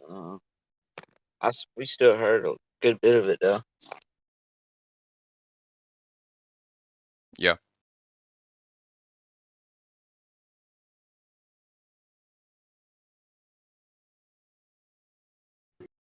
I just got back. What's going on right now? Like, what are you talking about? Like, Yeah, we're talking about like how to become happy, like practical examples and ideas and stuff like that you can use to achieve happiness. And I guess it may be wrong to say happiness really because Pangburn made a big distinction between happiness and well-being and basically said that those are very different things. I sort of use them synonymously, but yeah, I'm not as sophisticated as some people in this group with well, I philosophical would, terms and stuff like that. So I would say, No, bro, you're how to fine. attain happiness, and well-being is first well-being identify the things that you could do that can better you. And happiness, you don't necessarily need happiness, but if happiness is what you want, I would say satisfaction is a bit better if you can't achieve happiness. But find out the thing that you're most least comfortable with, something that scares you the most, like something that you are not looking forward to, and then think to yourself, what could I do that would make that fear that I have mitigate? Like something that many people have: God, heaven, hell, death. Death is the thing that scares a lot of people. So we need to find out what exactly would make someone very comfortable with dying, which I would assume is simply by accepting it. But if there's other things in their life, so I think accepting death is the key to having complete satisfaction, since a lot of people suffer with the idea of dying. And some people think happiness is everything, when happiness is happiness. Like, you could, just because you're happy doesn't mean life is better. Just because you're sad doesn't mean life is worse. It's about the reasons why you're happy and why you're sad.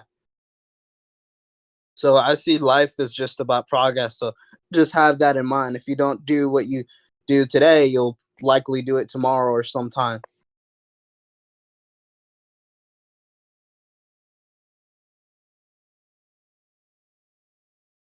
Okay. Yeah.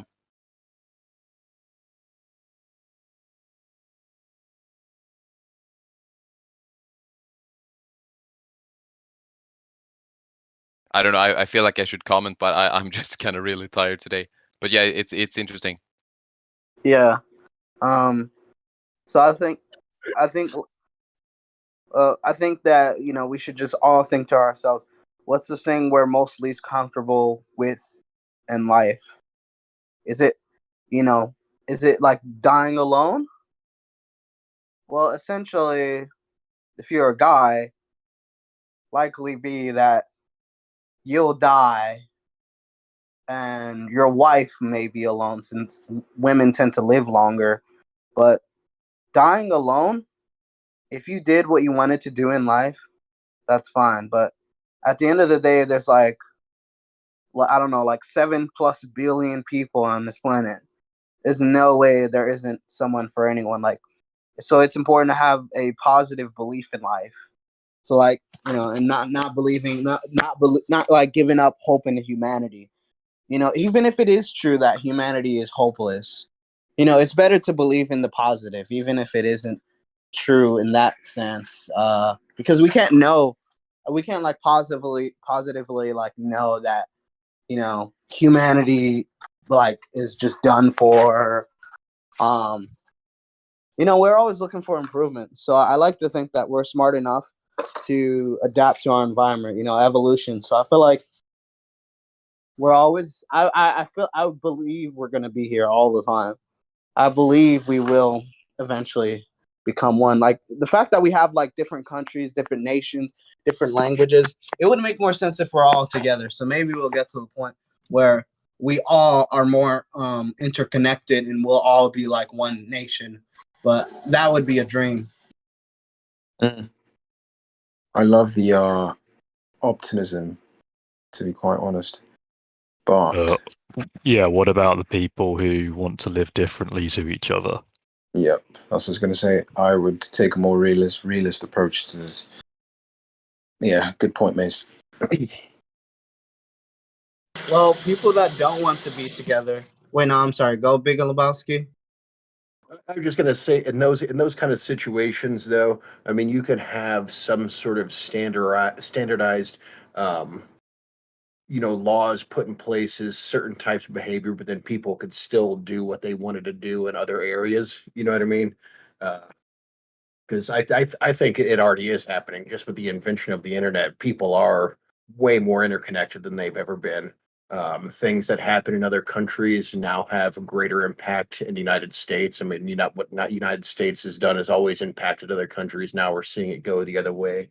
So we are already getting to a point where the things that other places and other countries do are affecting us. So we're gonna have to come together at some point and be like, okay, well, we need to have some sort of ground rules, without you can't necessarily say this is how everybody has to behave and this is how it has to work, but there's gonna have to be some sort of ground rules, it seems like. We've tried it a little bit, right, with the UN and all. But I mean, Mhm. look what we're doing. Look what we're doing right now, though. I mean, talking to people in other continents and stuff.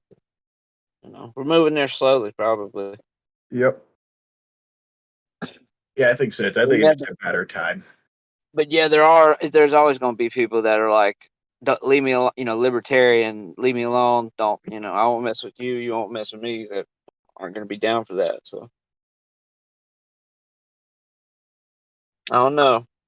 Yeah, but as long as like I don't know, I guess the way I'm thinking more like more comprehensive trade deals, maybe having like, certain laws in place where taxation is going to have to be looked at across the entire planet to make sure people aren't doing things that are negatively benefiting the overall economy, those kind of things, like nobody's going to be Yeah, like able to say, hey, everybody needs to have this religion or believe this politically. Like that's not going to be the case, I wouldn't think. right. I mean, that's impossible. We can't even do that in the United States, Right. Oh Lord, no. Fuck no.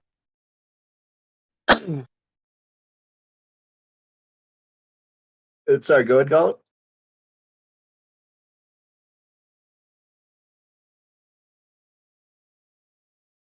Would you say whoever called my name? Uh, I thought you had something to say. I said go ahead. It's all you. I forgot what I was gonna say. Oh, okay. yeah, but on the question of like happiness, I mean, you can kind of like artificially make yourself happy. You can like smile. Uh, that shit like tricks your mind into being happy.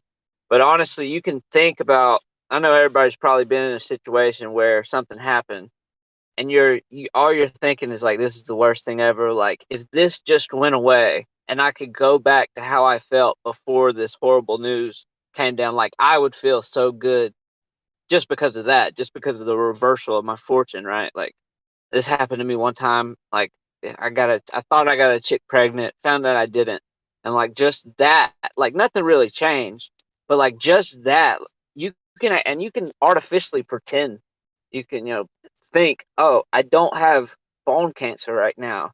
Like that's pretty amazing. That's pretty sweet. And I'm kind of like I'm like pessimist, like I was talking about earlier. I think life basically, at a basic surface level for organisms is suffering. So the very fact that we're not suffering right now is just tremendously good, in my opinion, and should be seen as what it is. As far I forget who said it earlier, but yeah, about like people that are like always happy all the time, though, like that that sets off my like weirdo like creep detector sometimes. People that are like overly happy. But it could be That's manufactured. You kind of gotta play with it, play with your own biology a little bit. Try different things and shit.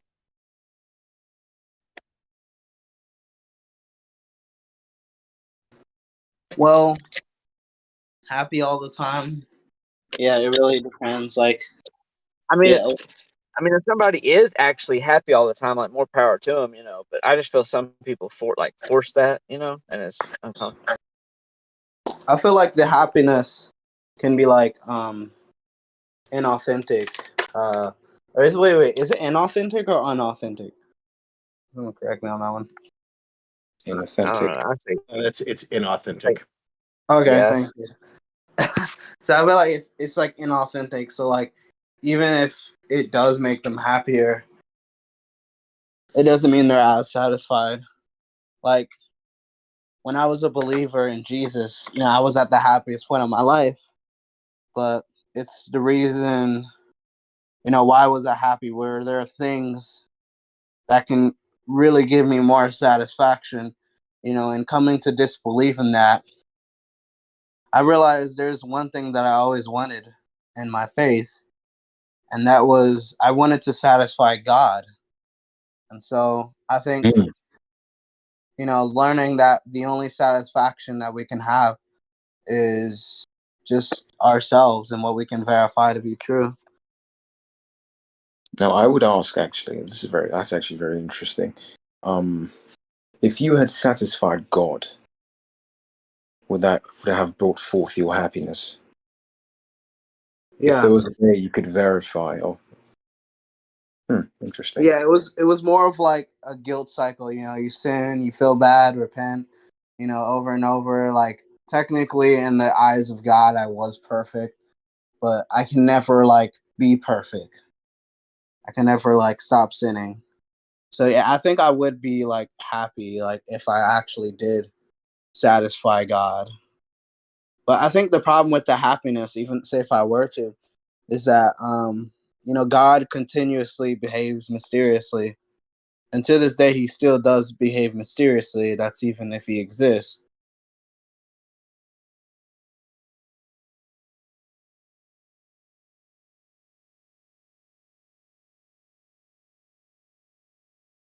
See, I would even like. That's interesting that you brought that up because I think that further even points or shows you that. What am I going to say? I was going to say something, just slipped my mind. Oh, all right. I just lost my thought. I'll be 1 second. Take your time. It's fine. Yeah.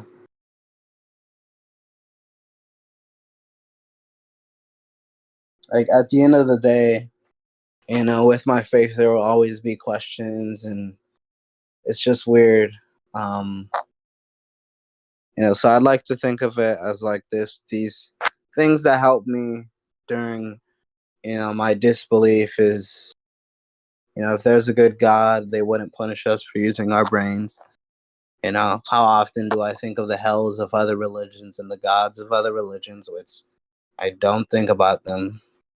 And just, are there alternatives that can satiate me? And there are, but I don't think the happiness I got from belief. I feel like there's something intrinsic about like spirituality and religion, like feeling like you're God's child, feeling like you're special, but you're really not. Like there's something to it that we just can't get through secular means. You see, I would say that I think it's just your way of combating the intrinsic suffering of being. So I've actually thought of this, right? Because you said if you had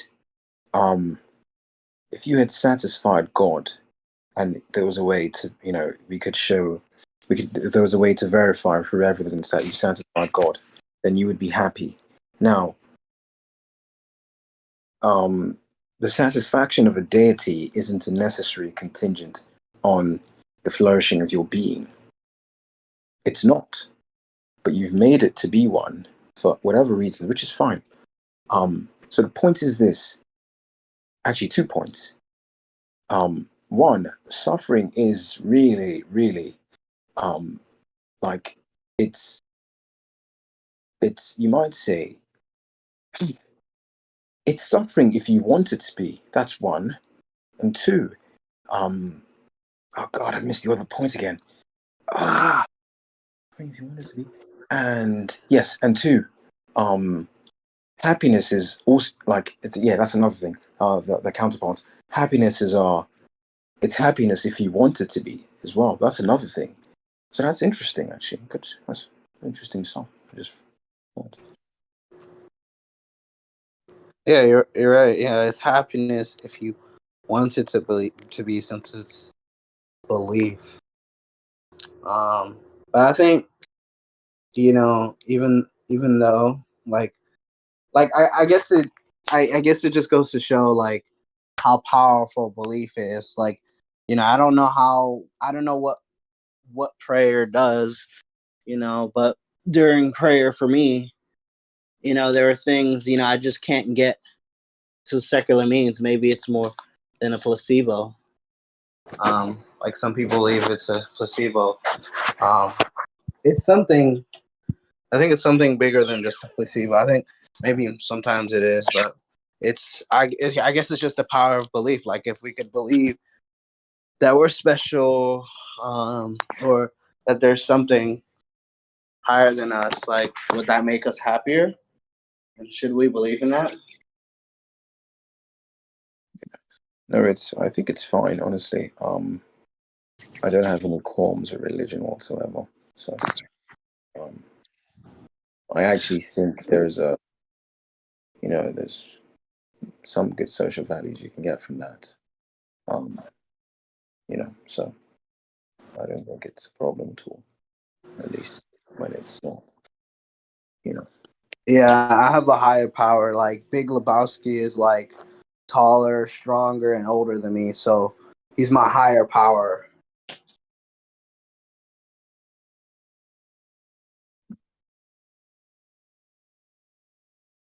Dang, you guys are like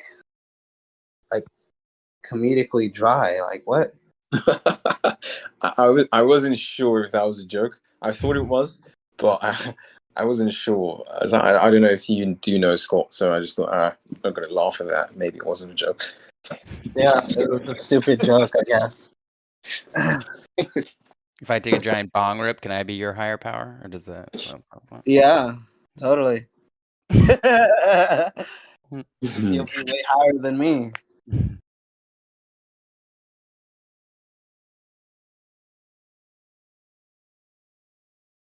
So, does anyone have a belief of something that makes them like really uncomfortable? That there could be, ways to solve it. Like for me, particularly, my problem was just death, heaven, hell, God. You know. Hmm. So you're afraid of death? Yeah, and so the solution to that was just accepting death. Why were you afraid of death? Because I have like irrational beliefs of like dying painfully, and also like I I want to live, so it's like I'm still fearful of death a little bit, but the problem with it is that I did not accept death. So I was looking for things to make me feel better about dying. Hmm. Now, you did mention something interesting. You said you had irrational beliefs of how you would die, e.g., painful death. So, are you sure you're not afraid of how you would go, as opposed to death itself? Well, both. I'm still fearful of death, but I think the biggest thing was, dying painfully, and just the fact that like we aren't really taught, like if we aren't really taught like what to do after not believing in heaven and hell, and like how to solve the problem of the fact that life has no meaning. Like how can we feel comfortable with that? And I think the way to do that for me was just to accept death, and I don't know how I'm gonna die, but I'm pretty confident it's gonna be fast. It's not gonna be like the 19 years of my life. It's not gonna be that long. Hmm. So how do you know it's going to be fast? Well, I don't mean it like literally like super fast. I mean like the fact that I've been alive for 19 years. I'm sure my death isn't going to be like if I died at like 89 years old. I'm sure I'm not gonna die like I'm not gonna die in the next 89 years. So it's gonna be. I think I don't know how it's gonna be fast, but most just basing upon like America, like people get like heat strokes, diabetes or some other thing. It's like I think it's safe to say it's gonna be fast. When people die, we don't go through like medieval torture anymore. We don't go through like even if we were to burn alive, we were to be burnt alive by fire. It's gonna hurt a lot, but at the end of the day, it's gonna kill us, but it's gonna kill us fast. So I think death is just naturally like gonna be a fast thing, like um for like everyone. Yeah, but I mean, because like one thing that I am very concerned about there is that I think a lot of people have very long deaths because they lie in hospital beds for a very long time, and euthanization is a total taboo. So I mean, that is a concern that I have to an extent, and I am honestly thinking about like uh, finding some way to kill myself quickly. Like shooting myself or something if I get something like cancer, because I don't want to sit in a hospital bed and like just suffer for 3 months because I have some terminal cancer that won't go away and won't kill me until 3 months. So Uh, have you been thinking about that or along those no, lines? I'm not really worried about that because I don't know if we'll ever get to the point in society where you have the right to die. You know, it depends on the severity of like the thing I'm dealing with. If there's some things I can do, like like acquire knowledge or have conversations with people, or like romance. If there's things out there, like I don't know what life is gonna be like, but I think if I was in a hospital, I think maybe like watching movies, TVs, and maybe like hopping on Discord as an old man or Yeah, yeah, going but on. anyway, like, yeah, but if we're talking about you have a terminal cancer and you're in constant pain and you don't have any energy to do anything else, or maybe you have Alzheimer's or something and you don't like that you have Alzheimer's because you're constantly confused about everything that's happening, and it's just a complete mess. Then you can't just sit and watch TV. Like that's the sort of issue I'm talking about. Oh, I guess I'll just deal with it. Like, there's a problem with the whole like, right to die. It's just like it's a very controversial thing. It's like if euthanasia is allowed, then should it be? Then should it be that assisted suicide should be allowed? Should we have? Should we allow people to get products that can that can make them kill themselves a lot faster? Like, should we be allowed to eat certain things purposely for the intent of dying quicker? Like, are we gonna allow other things to decrease our lifespan and die? Like that is just, I guess, just the fact that we have an attachment to other human beings, and so the thought of just, hey, everyone has the right to die. You can now pay like $100 to someone to shoot you in the head, and then that's it. I mean, honestly, like for me, I think the question is pretty simple because I think like I know that you're never going to be able to draw a perfect line on where like which conditions have to apply for someone to uh you know to get a legal suicide or legal euthanization. But I think you should be able to put in general terms, like if it is obvious that you have a terminal illness and you want to die and you're in you're in constant pain, that you're gonna die, and you just put some specific parameters like that, like What if it could be someone what anything. if what if someone just wants to die just to escape life, or they want to die at a certain age so they don't get old? Like, because you're always going to have those people that are going to say, hey, that's unfair. I want to die when I'm like 30 years old, or I want to like, like people want to die. So it's like you have to make it fair. So it's like if you're going to allow that, then you should allow like people that just genuinely want to die. I wouldn't agree with that because like, and not when you count the amount of suffering that you have for like, and we're talking about many people. Like I don't have statistics on this, but you know based on the fact that you have easily tens of thousands of people in the US dying every year from terminal illness like cancer or Alzheimer's or things like that. You have people that have terminal illnesses that they die from, and where that there is immense suffering at the end of their lives. I think you should be able to solve that problem. Like you're never going to be able to fix a perfect solution on that where you have the perfect line. You're always going to have people, as you say, who say that the system is unfair and they want to commit suicide because they are 30 years old and they feel bad about themselves at that point. But I think you should be able to just deal with that and just say, okay, we're going to have some people that are going to be unhappy, but we will be able to we will be able to make the a huge difference for tens of thousands of people who are, or actually probably hundreds of thousands of people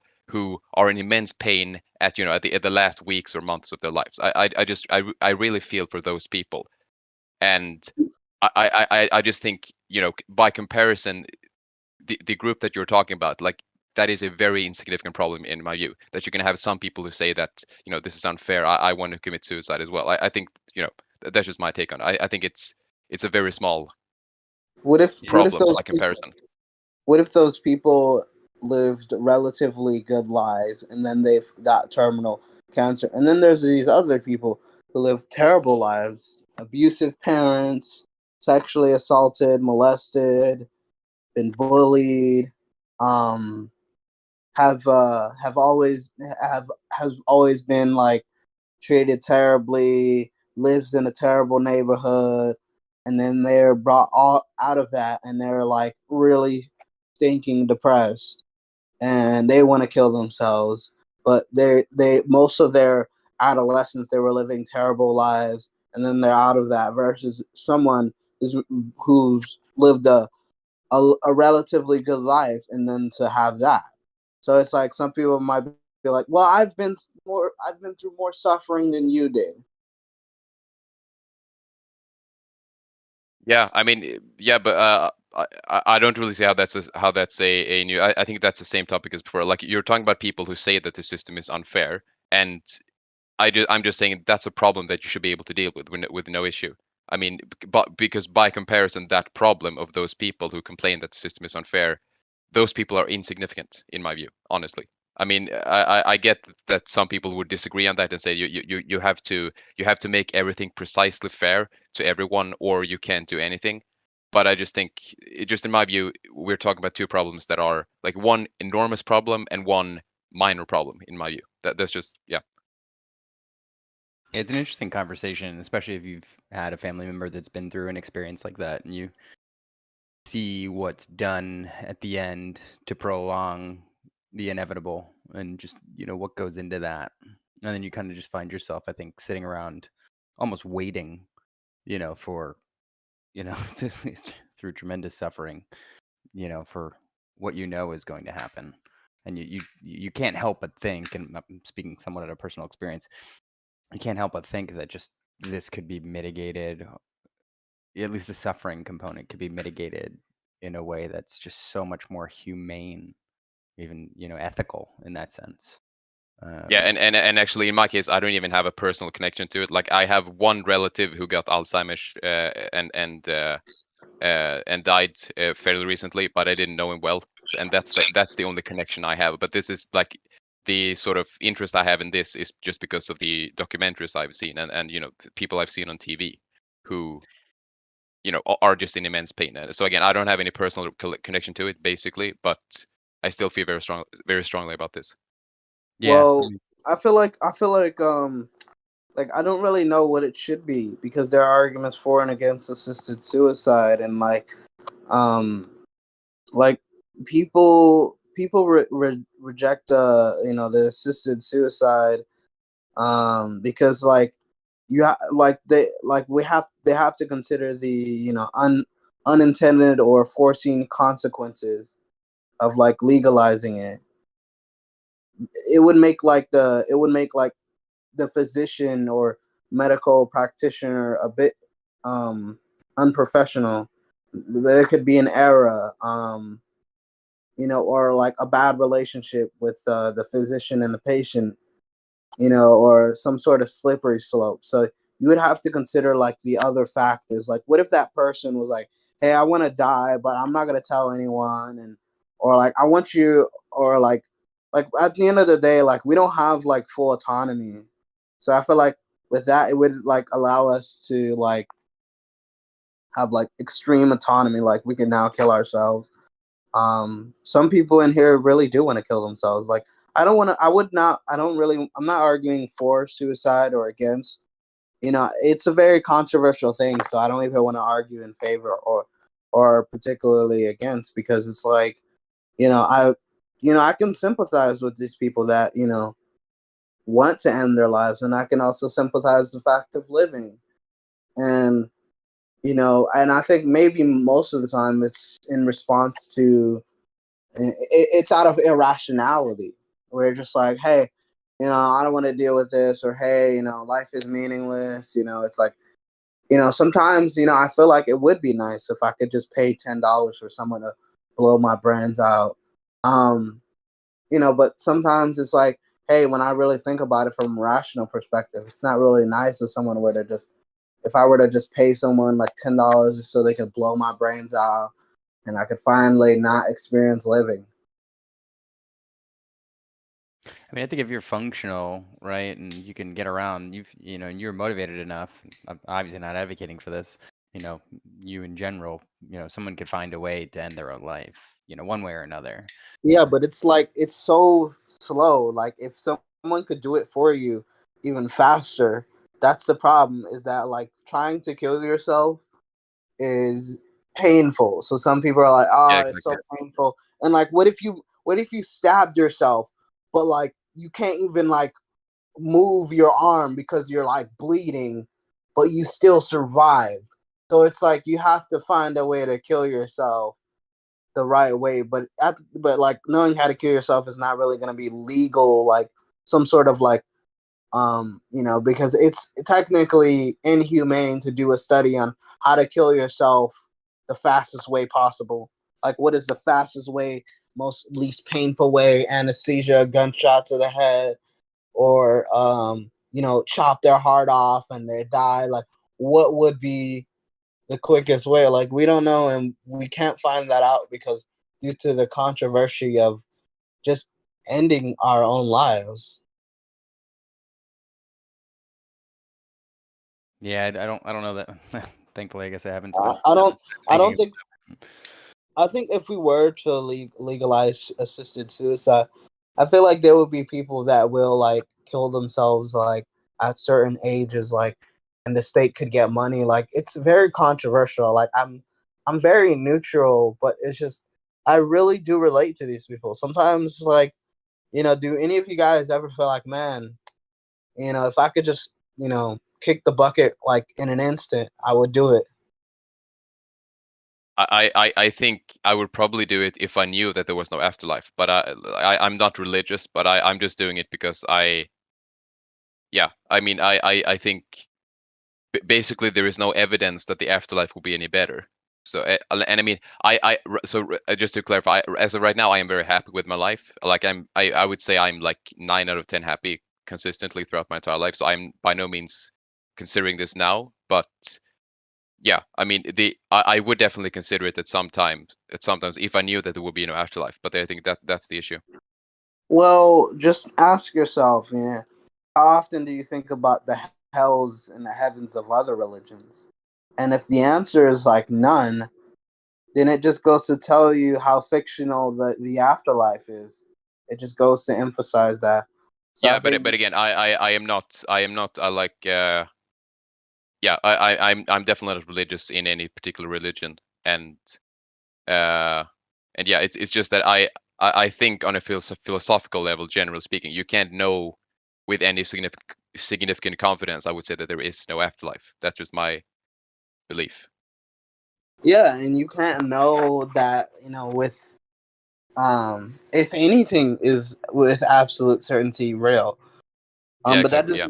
that doesn't mean we shouldn't do it. If it's most likely that there is no God, which I think it's safe to say, because everything that we've experienced, everything that we've investigated, is natural. So it's most likely that there is no God than there to be a God. Yeah, I, Uh, I I totally agree with that. But my claim is that I don't think that you can say that beyond reasonable doubt there is no afterlife. I don't think you can make that I think you can say that just like how you can say there are no aliens, or there is no flying spaghetti monster, or like there is no wooden magical chair that's actually a god, which I just made up.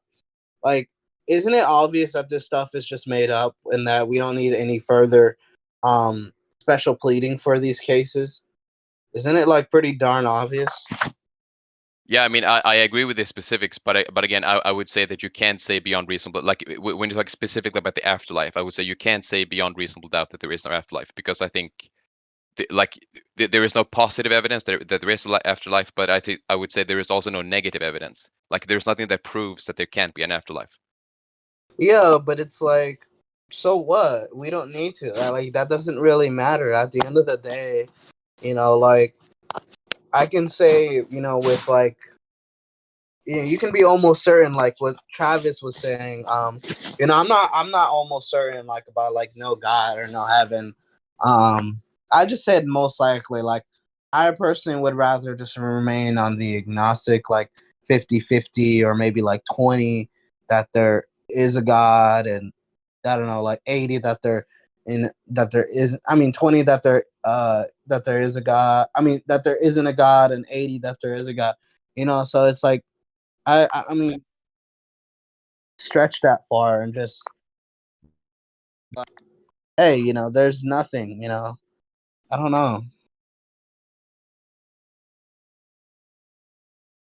Yeah, I mean, I don't know. I feel like we're talking about different things. I don't know how to put it. I don't know how to explain this exactly, but I think it's just I think it's one thing to say that beyond reasonable doubt there is no God or no flying spaghetti monster. I think that is one thing, but I think it's a different thing to say that beyond reasonable doubt there is no afterlife, because like in that case for me that's completely 50-50 in my case. Like I would say there is no positive evidence there is no afterlife, but there is also no negative evidence that there is no afterlife.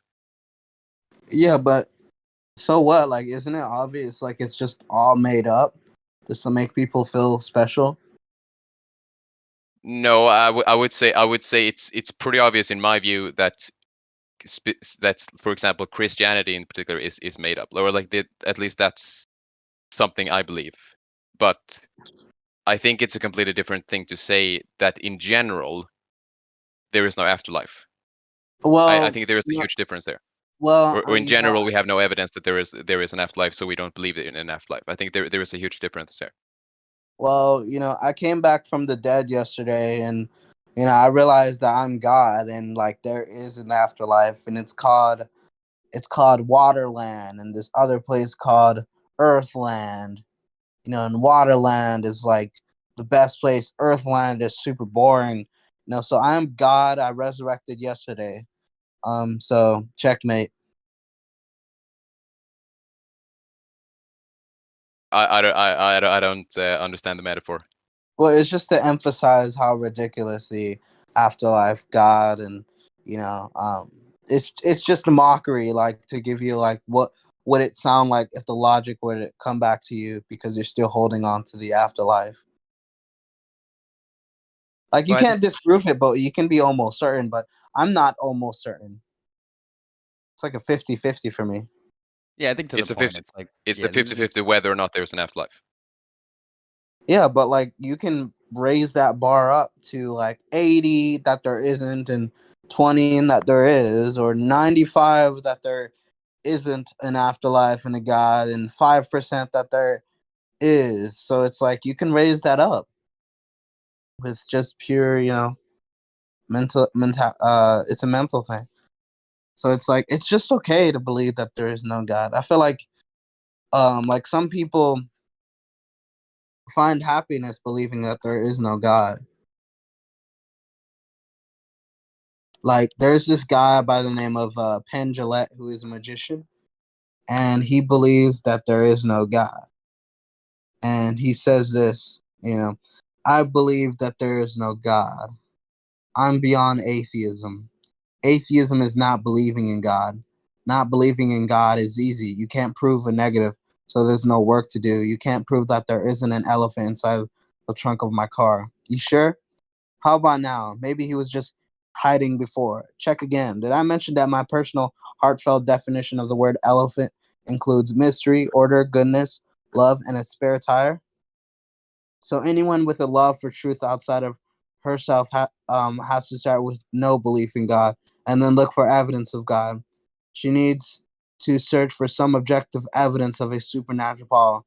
All the people I write emails to often are still stuck at this searching stage. The atheism part is easy.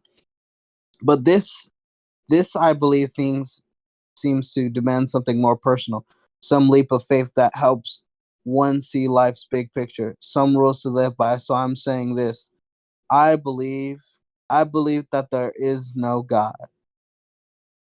Having taken that step, it informs me every moment of my life. I'm not greedy. I have love, blue skies, rainbows, and Hallmark cards, and that has to be enough. I'm not gonna read the rest, but yeah.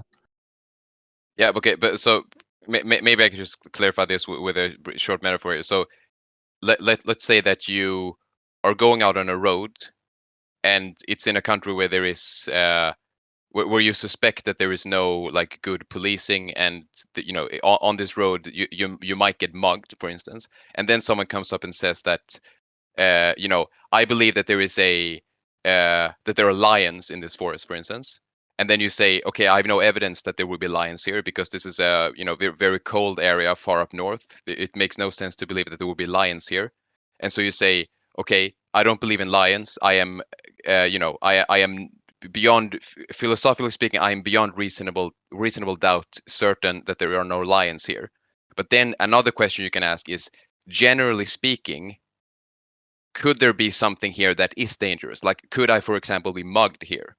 And then you say, okay, that is actually possible. Like, so you may not have any direct evidence that you would be mugged in that case because you haven't seen anyone who has mugged someone at that place in that time. But you're saying that maybe it is possible that you could get mugged in that place. And sort of that's the analogy that I mean here. So I would say that yes, you can say that if anyone believes in lions here, then you know, there are no lions here. You can say that you're certain about that to the fullest extent, but you cannot say that you're certain that you won't get mugged or that you won't encounter anything dangerous on this road. And that is what I mean with the, like, I think that is analogous to what I'm saying with you know, the afterlife and what we just Yeah, talked about. well, yeah, it is. So The logic's the same, but you know, you have to look at the biggest part is that um the stakes. It is the stakes is what you should look at. So the stakes are very low of an afterlife and a God. You know, I can't really put a number on it, but it's like, isn't it obvious that it's just made up, that someone just was like, hey man, there's some afterlife, there's some God, he's watching yeah. every little thing you do.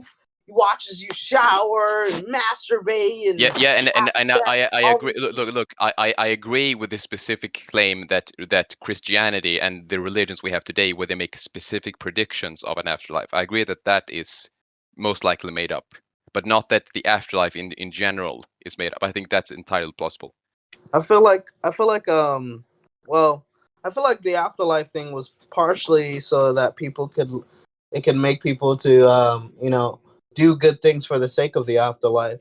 Like if there's a deistic God and there's an afterlife, or maybe there's a God that like doesn't even care if I mean doesn't want us to believe. So like atheists get into heaven because they challenge the God. They're like, and God was like, hey man, yo, I'm glad you were like being skeptical while everyone was like believing in me. And I'm like, I didn't leave any evidence and no proof. I you know, I was just messing with these people, you know, and like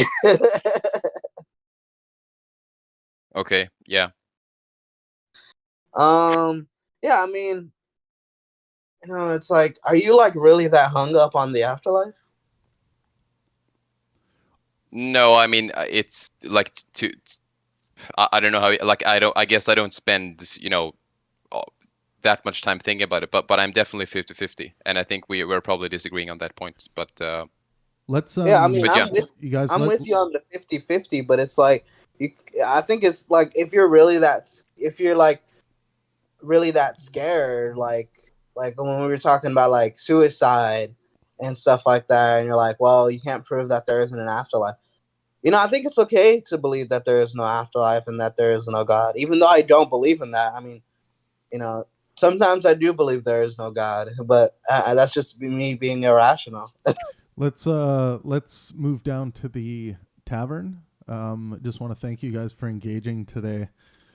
Yeah, it's Tav time. Anyone who comes by this on YouTube, please consider joining our Discord server. We have a lot of fun. We have conversations every day, and yeah, it's always an exciting time. So thanks for stopping by today, and as always, let art and science inspire.